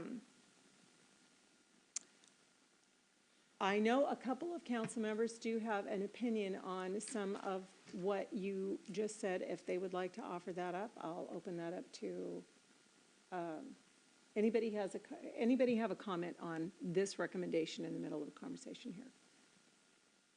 Councilmember Grace Matsui. I appreciate the concern. I do think that you can do either one. You can choose a logo and create a brand. You can create a brand and then choose a logo. It sort of depends on what you want to see as your end product, but I don't think that someone who you pay to come in and say, here's our logo, please create a brand, will say, I want to get rid of your entire logo. Would kind of, you could just say in the agreement, the business agreement, no, we've already selected this, and you could go forward with that. I do love the idea of having public input, but I'm always afraid of contests. For many of you who saw Her Royal Majesty boat McBoatyface, which was the name of a marine submarine vessel that was named in the UK because they put it out to a popular vote, and that became the -- vote. And the government had to say, gosh, are we going to actually name it McBoatyface? Which Mike's still here. I almost named my basin in front of my house Drain McDrainyface because of that contest, because I thought it was so humorous. So those kinds of things can go in a direction that are so unpredictable that sometimes it actually throws you even further off course than where you started. So I'm always a little hesitant about the contingencies of those types of plans. I am not concerned that we would create a logo that would throw off an entire brand. I think we spent a great deal of time talking about our mission and vision and values. And I think we could start this work now. It's not like we're voting on a final logo today. Deputy Mayor Steinmetz. Yeah, I guess I'm just not getting it, but it's certainly not within my wheelhouse. What's the brand? I don't understand when you talk about a brand, how is that not the mission, vision, values in a logo? What else are you looking for, I guess, this is before we get to the logo? Just to clarify, you're looking for something that you're going to put on everything. right? And if we're gonna do that, it will be a cost to it, whether it happens over time or all at once. We had a gentleman come here like a couple weeks ago and he talked about the flag being simple, right? And I agree with that. I saw examples of just a boat being our flag. It needs to, it needs to be something we own that is more reflective. I agree, the mission, vision, values system, but it needs to be simplified. We have a lot of, I think, very complicated logos. We need a shorter, simpler message. It needs to, my point was that choosing one of these, and I just want to bring it up to be sure, is that the best way I can explain it is we were at Crystal Mountain. We had a logo, we had it over everything, right? And we knew that it was a 1980s, it was outdated, it just didn't look right. And the instant thing was to go and have a new logo and move on. And I learned something from the president there. He goes, no, we need to come up with color patterns, recommendations there. We need to come up with a simple message, simplify it and so forth. And my point is that I don't think the logo is alone. I think the logo comes with, we have the Waterland City. Is that what we want to have? I think it's a bigger discussion. I think we're too far down the road in just a logo conversation. I hope that makes sense, but it's a process of starting from scratch. When you see a Nike emblem or some of the other things, you know what they are. Apple, with the bite out of it, right? And I think we need something more along those lines. And we need, and I'm talking, that's just not the logo, but it's also the flag. It's the 2 or 3 letter phrase that comes with it. Should it be Waterland City? Should it be something else? I just think that there's more to the discussion than what we set this one to be today. That's all I'm calling out. I'm gonna support what the majority wants to do, but I would be honest if I wasn't to take a moment and say, should we reset? Because we've got a time where we're definitely going to be changing as we move forward with our capital improvement projects and what we want to do and drive downtown. And with a complete new look, a complete new phrase, a complete new logo, flag, everything, be more beneficial and cost effective down the road and send a consistent message that we all, I think, desire because we have this. So if I answered your question, I at least tried. Right? Because it's complex. I know I see it in my head, but I just get hesitant that we do something, we put investment and we go, oh, we really need a new look and feel. And that's why I have to pose the question to council is, should really that be the conversation and not the logo conversation? Okay, and are you good with that, Deputy Mayor, that answer? The city manager has a few comments. I did want to share some information with the council about what we currently have a contract for, so you can kind of keep it in mind as you have this discussion. You'll recall through the budget process, we did have to make some staffing changes in-house related to communications. So as a cost-saving measure, we actually have entered into a small contract with a firm that really is a graphic design firm that will do deliverables. So I dream of a world where all of our PowerPoints look consistent. We need to do some things to kind of increase our professionalism and how we're putting materials out to the public, okay? And so we have a contract for that that's very affordable right now. And so we are holding to hear the discussion tonight to decide what to do. So if the council decides they don't want to tackle the logo at this time, we're going to use the Waterland City one and ask that firm to come up with typography, colors, fonts, so what we are presenting publicly starts looking more consistent and professional. You're talking the bottom right? Yes, because that technically is like the official logo, kind of-ish. So, but tonight's the night for me to get that direction, okay? But if the council is interested in wanting to explore something different, we do have a group on board who can come back with some options. But it is not as extensive as what Councilmember Mahoney's talking about with a full branding effort. This is sort of a cost-efficient in-between. But I just wanted to share that we do have them on board, and no matter what, we are going to start having materials that look more consistent and professional. Okay, so to tag on to that, if that's what's gonna, that's partially what, if that's what's going to happen, I do want to say my personal hesitancy with that is that logo was produced inside of an era and inside of a department that has been a challenge for a sector of our city and staff. So I feel that, and that is, if we choose that, that's never going to bring consistency among everybody on staff with a good feeling about it. So if that's going to be the choice, I would rather work hard in creating something more simple. And the other thing is, I feel like there's certain times to have fun with a lot of community engagement. There are certain times to get something done because the city has elected us to make decisions. And so this is a good opportunity for us to come together, create something simple as an alternative to that and as an alternative to the shield and to move forward. We will not be creating something here. It would be giving direction for some basic, simple color ideas, image ideas for somebody to bring back to us. I'm uncomfortable with moving forward with the Waterland City logo. All right, so if I can get a head nod, how many people are opposed to just moving forward with this discussion tonight? Raise your hand if you're opposed to moving forward with these bullet points that I sent to you. 2 people, 3 people are opposed with moving forward. Okay, so the majority still okay with moving forward. Do you have a question, Councilmember Oxiger?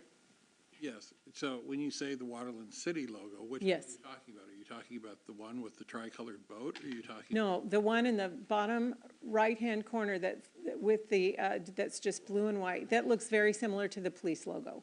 Okay, so, and for the city manager,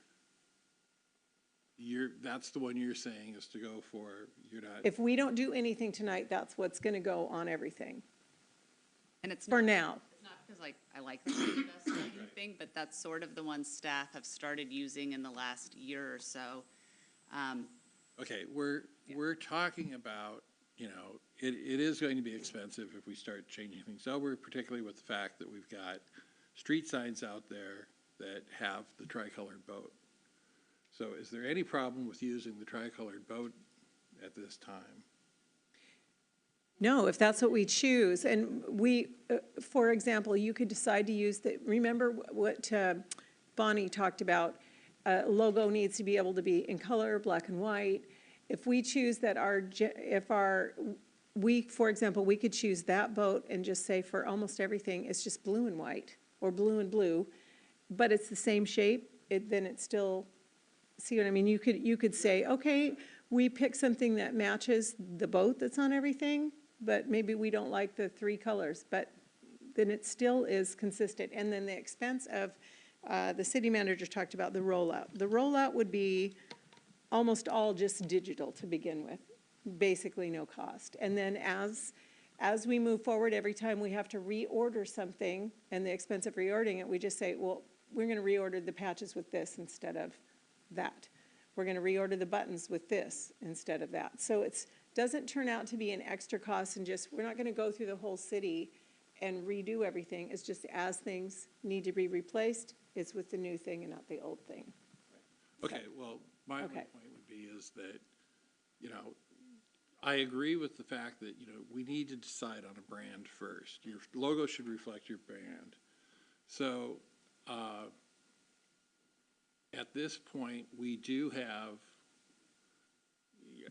I hear what the objection is. Yeah, yeah. But we already have established one of these other logos as a, you know, throughout the city as kind of a primary logo. This one down in the lower right-hand corner?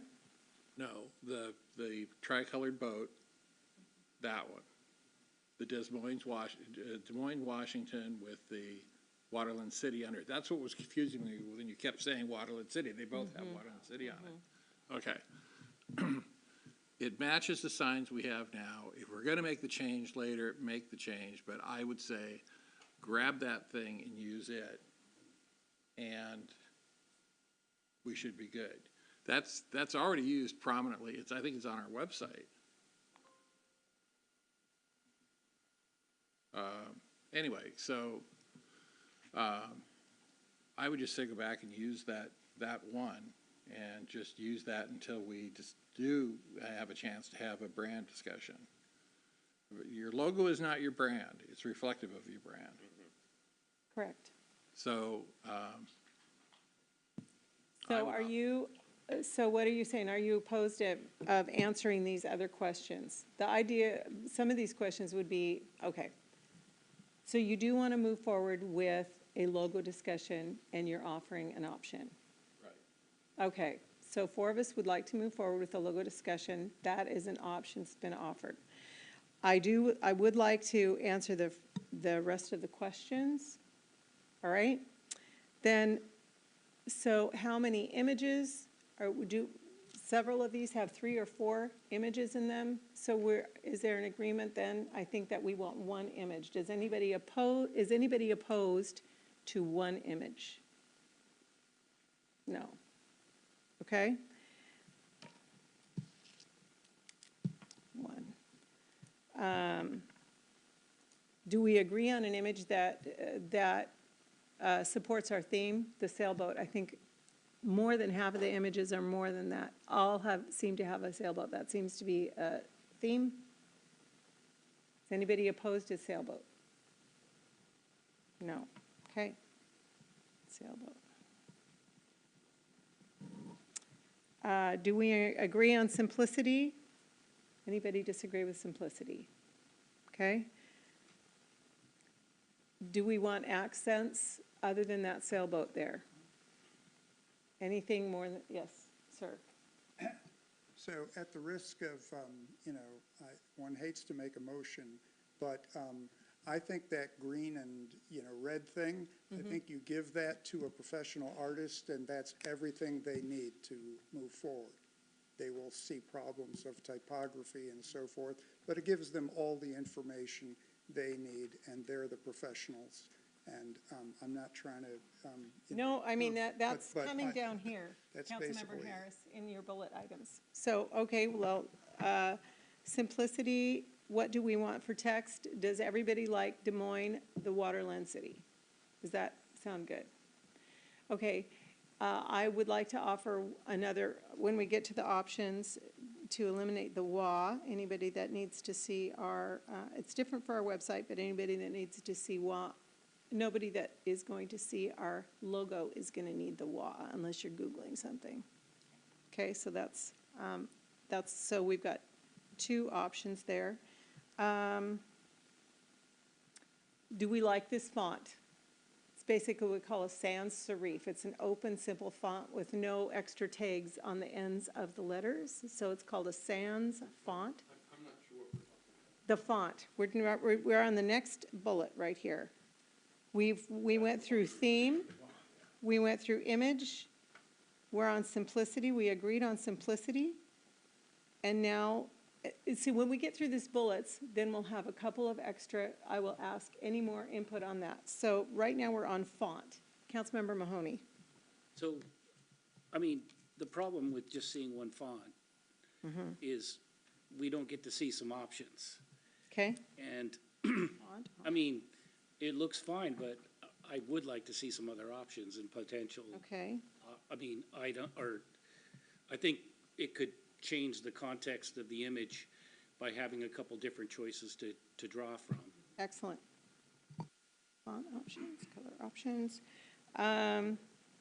Excellent input. Anybody else on the font? All right. Color. We've got this tricolor option. Anybody would like to see any other color options besides the tricolor? Deputy Mayor Steinmetz. Yeah, I would like to see some gold or some sunshine in there. I think gold is actually part of the original. Okay. Logos that we did. And maybe just as an accent, just like a sunshine, a ray of sunshine coming in. Okay? But not, no more than 3. Okay. No more than 3. Okay. Getting notes on those, okay. I would like to see what it looks like just with blues, blue and white, or 2 colors of blue. I'm not a fan of primary colors, but if it ends up that, I will be fine. Okay, color, which colors? This is the last bullet. I just gave my input on that. Any other input on colors? Okay, so what's going to happen is recommendations to this person to come back with options, so we'll get to see a few different, like several options of what we just offered. Different font, with and without the WA, differing colors, simple colors. They'll probably come and show us what it looks like in black and white. And then did you say like maybe a sun in the back behind it or with it incorporated into it? Okay. And so these people come back with these, any other recommendations that have floated through your mind that you would love to see incorporated into an offering when they come back to us? Deputy Mayor Steinmetz. As I say, this is not really my wheelhouse of Mm-hmm. breakfast and stuff, but I do like some of the elements of the lower Waterland City. Mm-hmm. I like the water, I like the mountains and the sailboat. Okay. I think that creates a good image that's consistent with what we're talking about being the premier waterfront destination on the Sound. So maybe if they can incorporate something very simple that looks like mountain or looks like water or a couple of options there. Very simple. Yes, I think we can do all of that, and I do think Councilmember Harris has a point that none of us, the professional, will be like, listen to this discussion and say, got it. But I think what I'm also hearing is sort of a desire to make sure the change is not so radical that our street signs look radically off.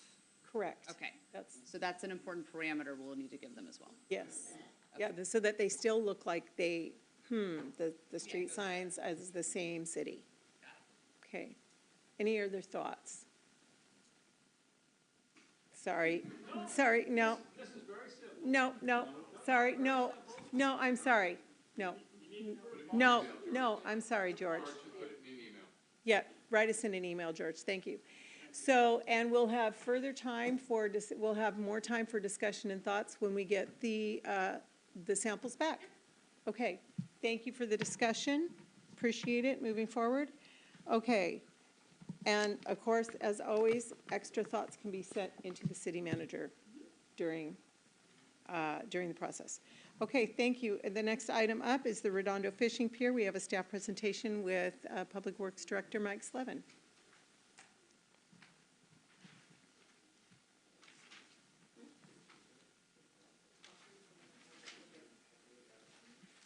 As Mike's getting ready, I did want to make a comment. I'd gotten a question this week about timing on this, and I think it's probably front of mind for some of the audience that was here earlier as well.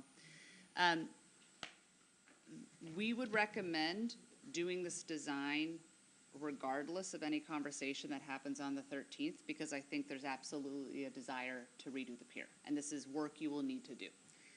The second comment I would make is sort of food for thought on timing. You can make a choice tonight. You can also push it to after the 13th to make a decision once you kind of see the whole big picture. The thing we would ask you to keep in mind is that if the council decided we want you to do Redondo Pier and that is our first and most important project, time is of the essence on that. But I would also remind you, we don't currently have all the funding for Redondo Pier, so obviously that would be this much lengthier conversation we'll have on the 13th. But if that's very important to you, time is of the essence because of the fish window. And I'll let Mike expand on that if you have questions. Thank you. I'm sorry, Councilmember. Did you have a question for the city manager? I'm sorry, is this something that was handed out already?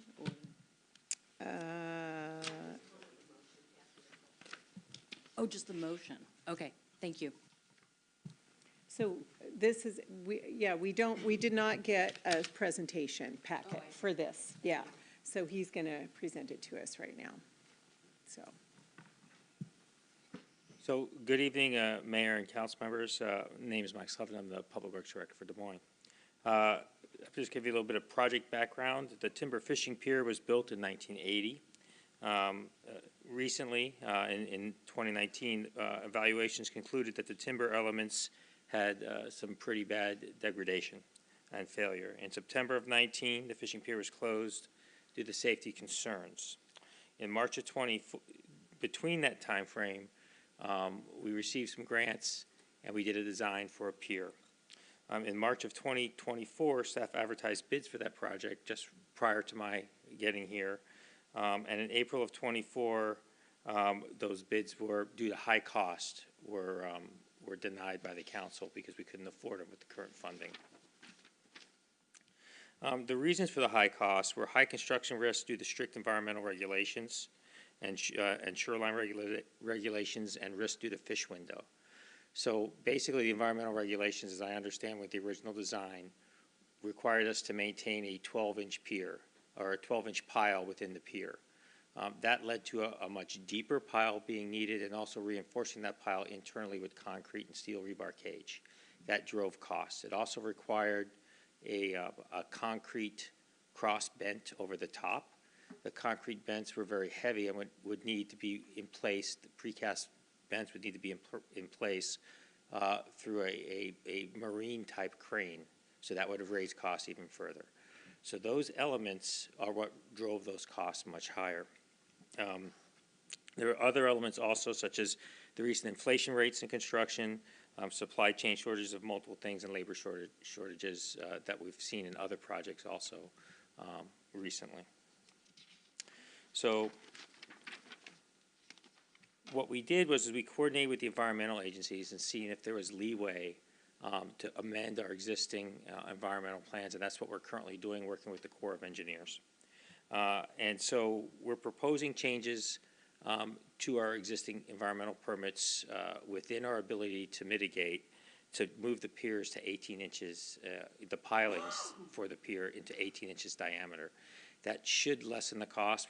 That also allows us to change, according to the design engineers, the bents to double W, a little bit technical, but just basically steel I-beams, flange beams that can be placed from the landward side without the need of a seaside crane, which reduces costs heavily.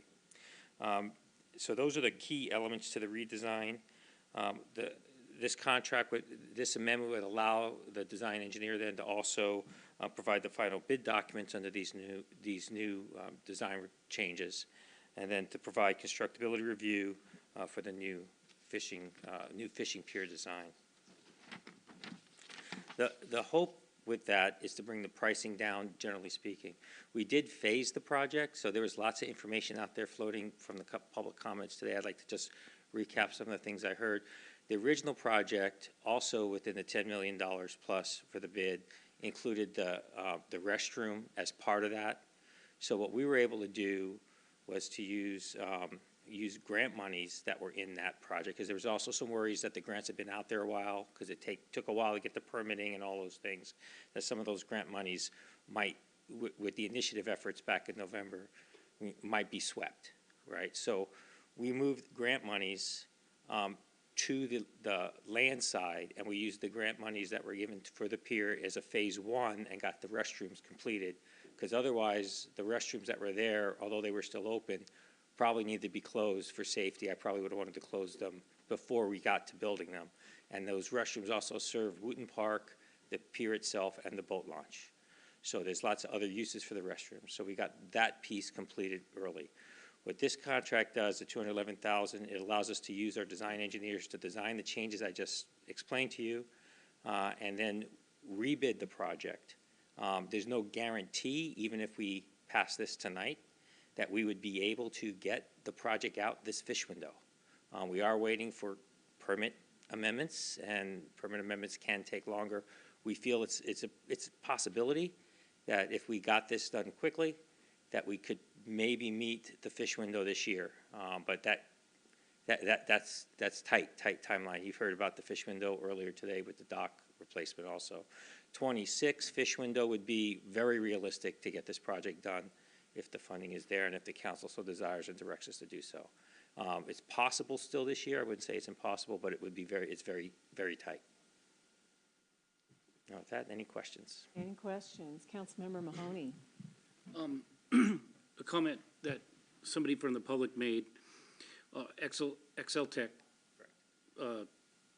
bid, it was almost double what came back as the one bid for double. Correct. Essentially close to double. Yes. So what is your reasoning for using them again? A lot of the design elements are the same, and they were designing to the environmental requirements, basically, that were put forth by the permits.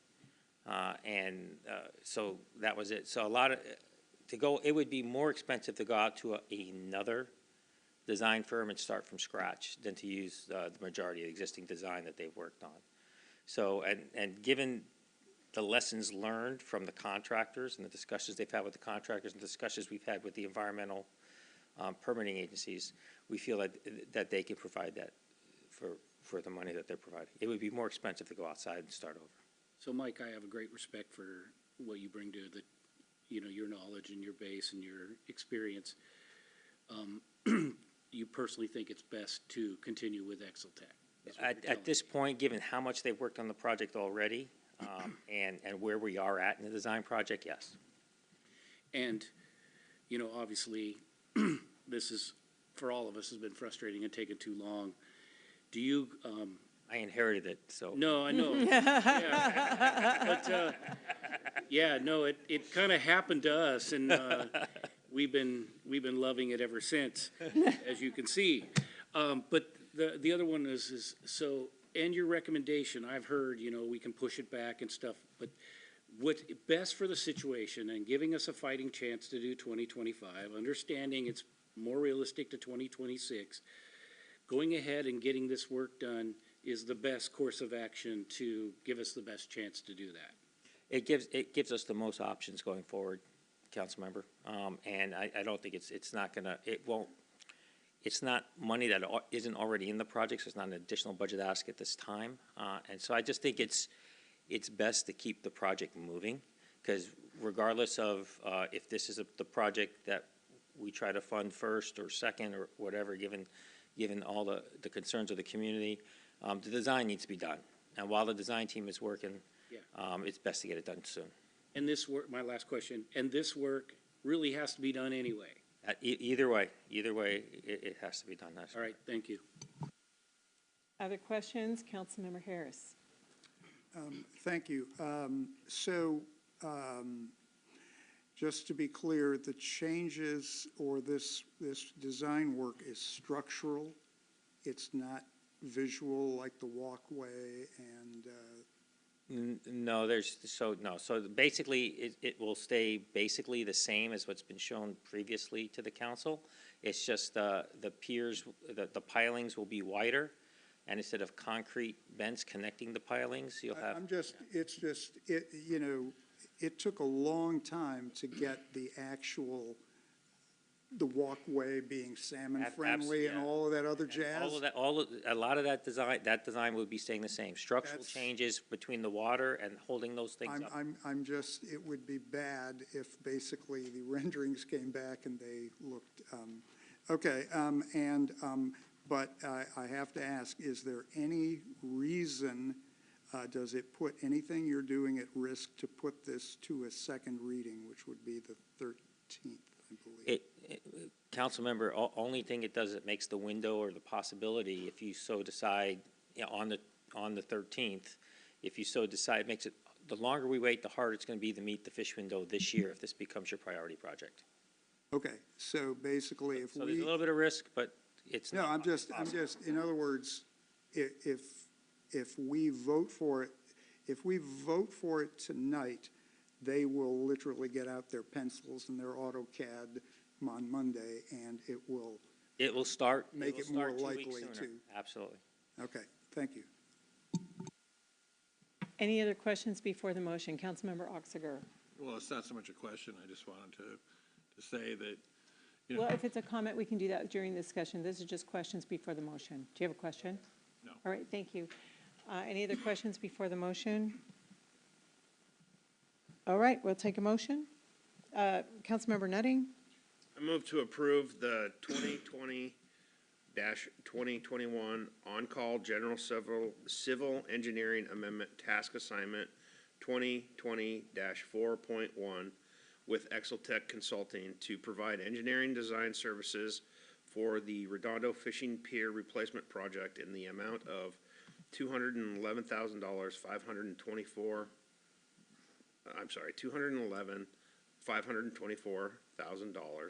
and further authorize the city manager to sign said task agreement substantially in the form as submitted. Do I have a second? Deputy Mayor Steinmetz for the second. Any discussion, comments? Councilmember Oxiger and then Deputy Mayor Steinmetz. Yes, okay, this project has been going on, you know, for quite some time. And, you know, there's a time element here, I think, that's in addition to the fish window, and that, you know, we balanced the budget with $1.3 million worth of ARPA funds, one-time only monies. We need to raise some revenue fast for just what's going to happen to us in upcoming budgets. Getting this thing online is going to raise money. There's going to be parking fees. There's also going to be, you know, associated, you know, uses down there.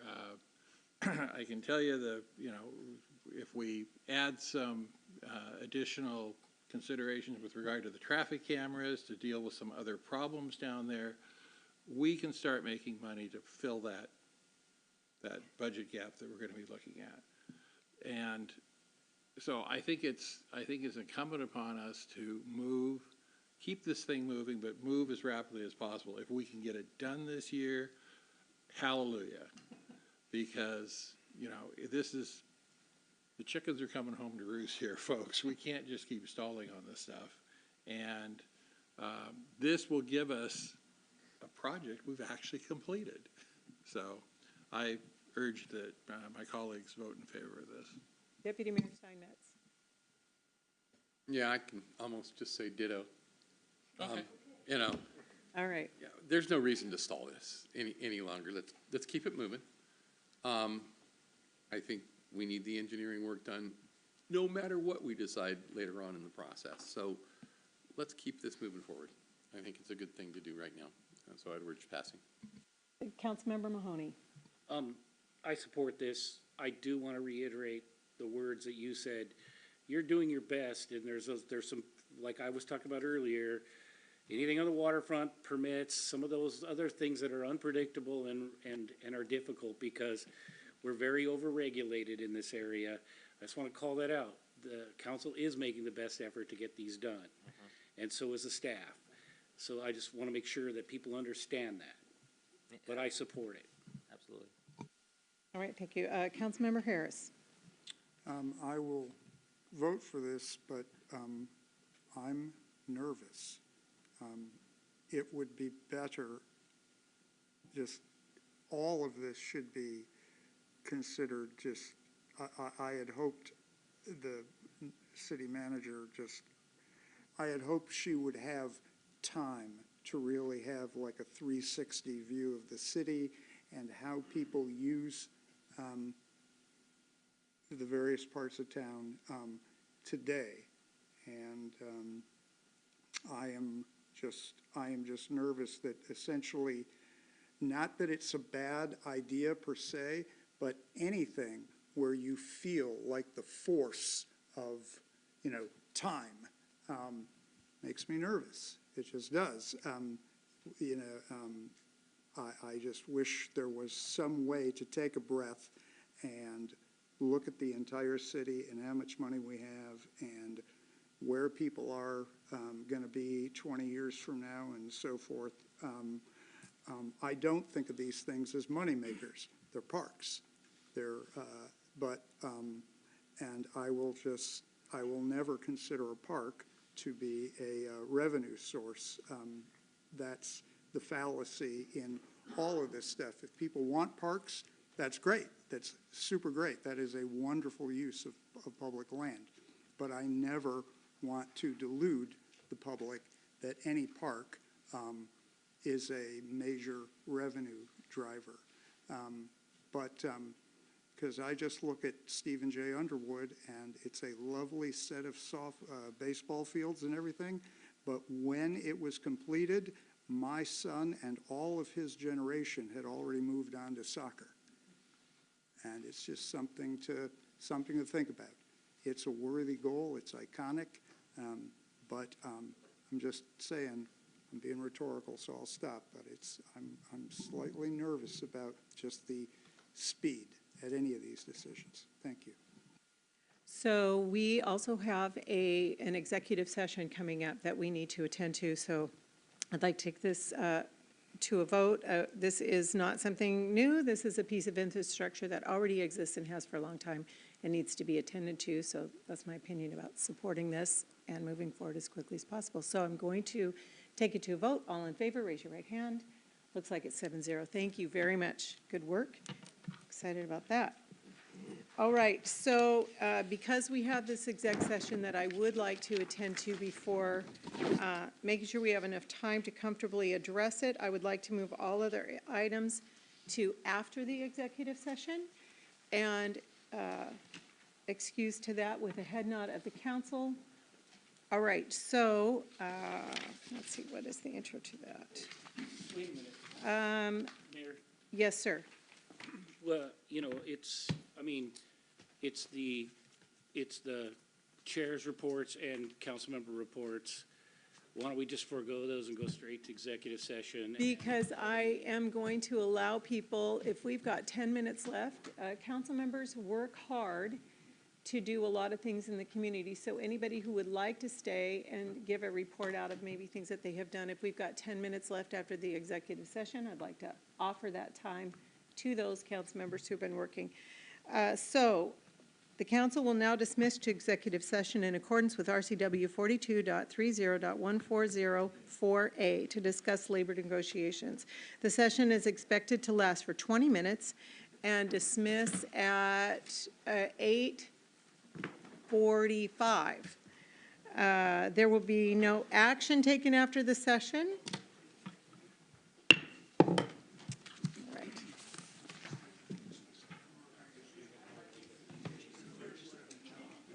I mean, they look expensive, but I'd like to see them. I can.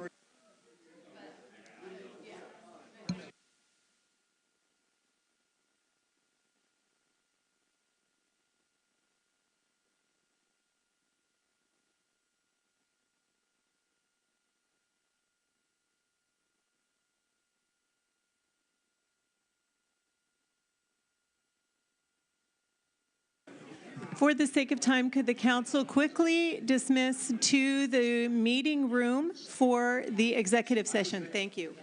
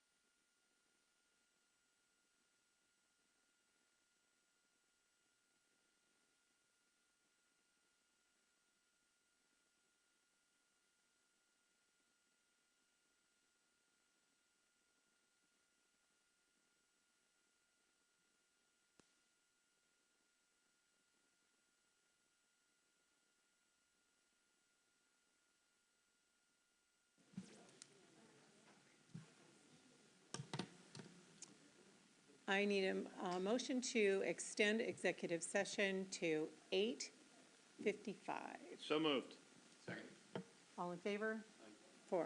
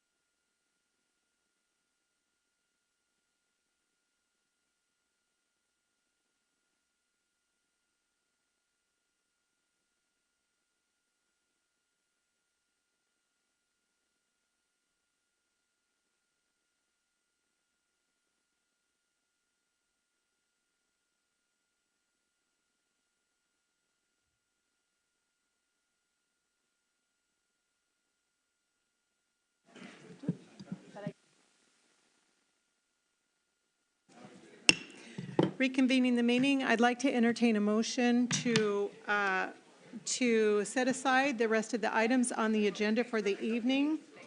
If I have a motion? So moved. Second? Second. All right, moved and seconded. All in favor? Okay, and then, so, where is my note? So this concludes our meeting for this evening. Our next meeting will be a study session about the World Cup coming to Seattle. It will occur on January 30th at 6 p.m. here in City Hall. It'll be more casual, no packets, no studying, no prep, and we might even have popcorn. So please remember to pick up after yourself on your way out. Councilmember Grace Matsui, would you like to make a motion? Also, I move that we adjourn. Do I have second? Councilmember Nunning, all in favor? Woohoo, thank you. Good work tonight.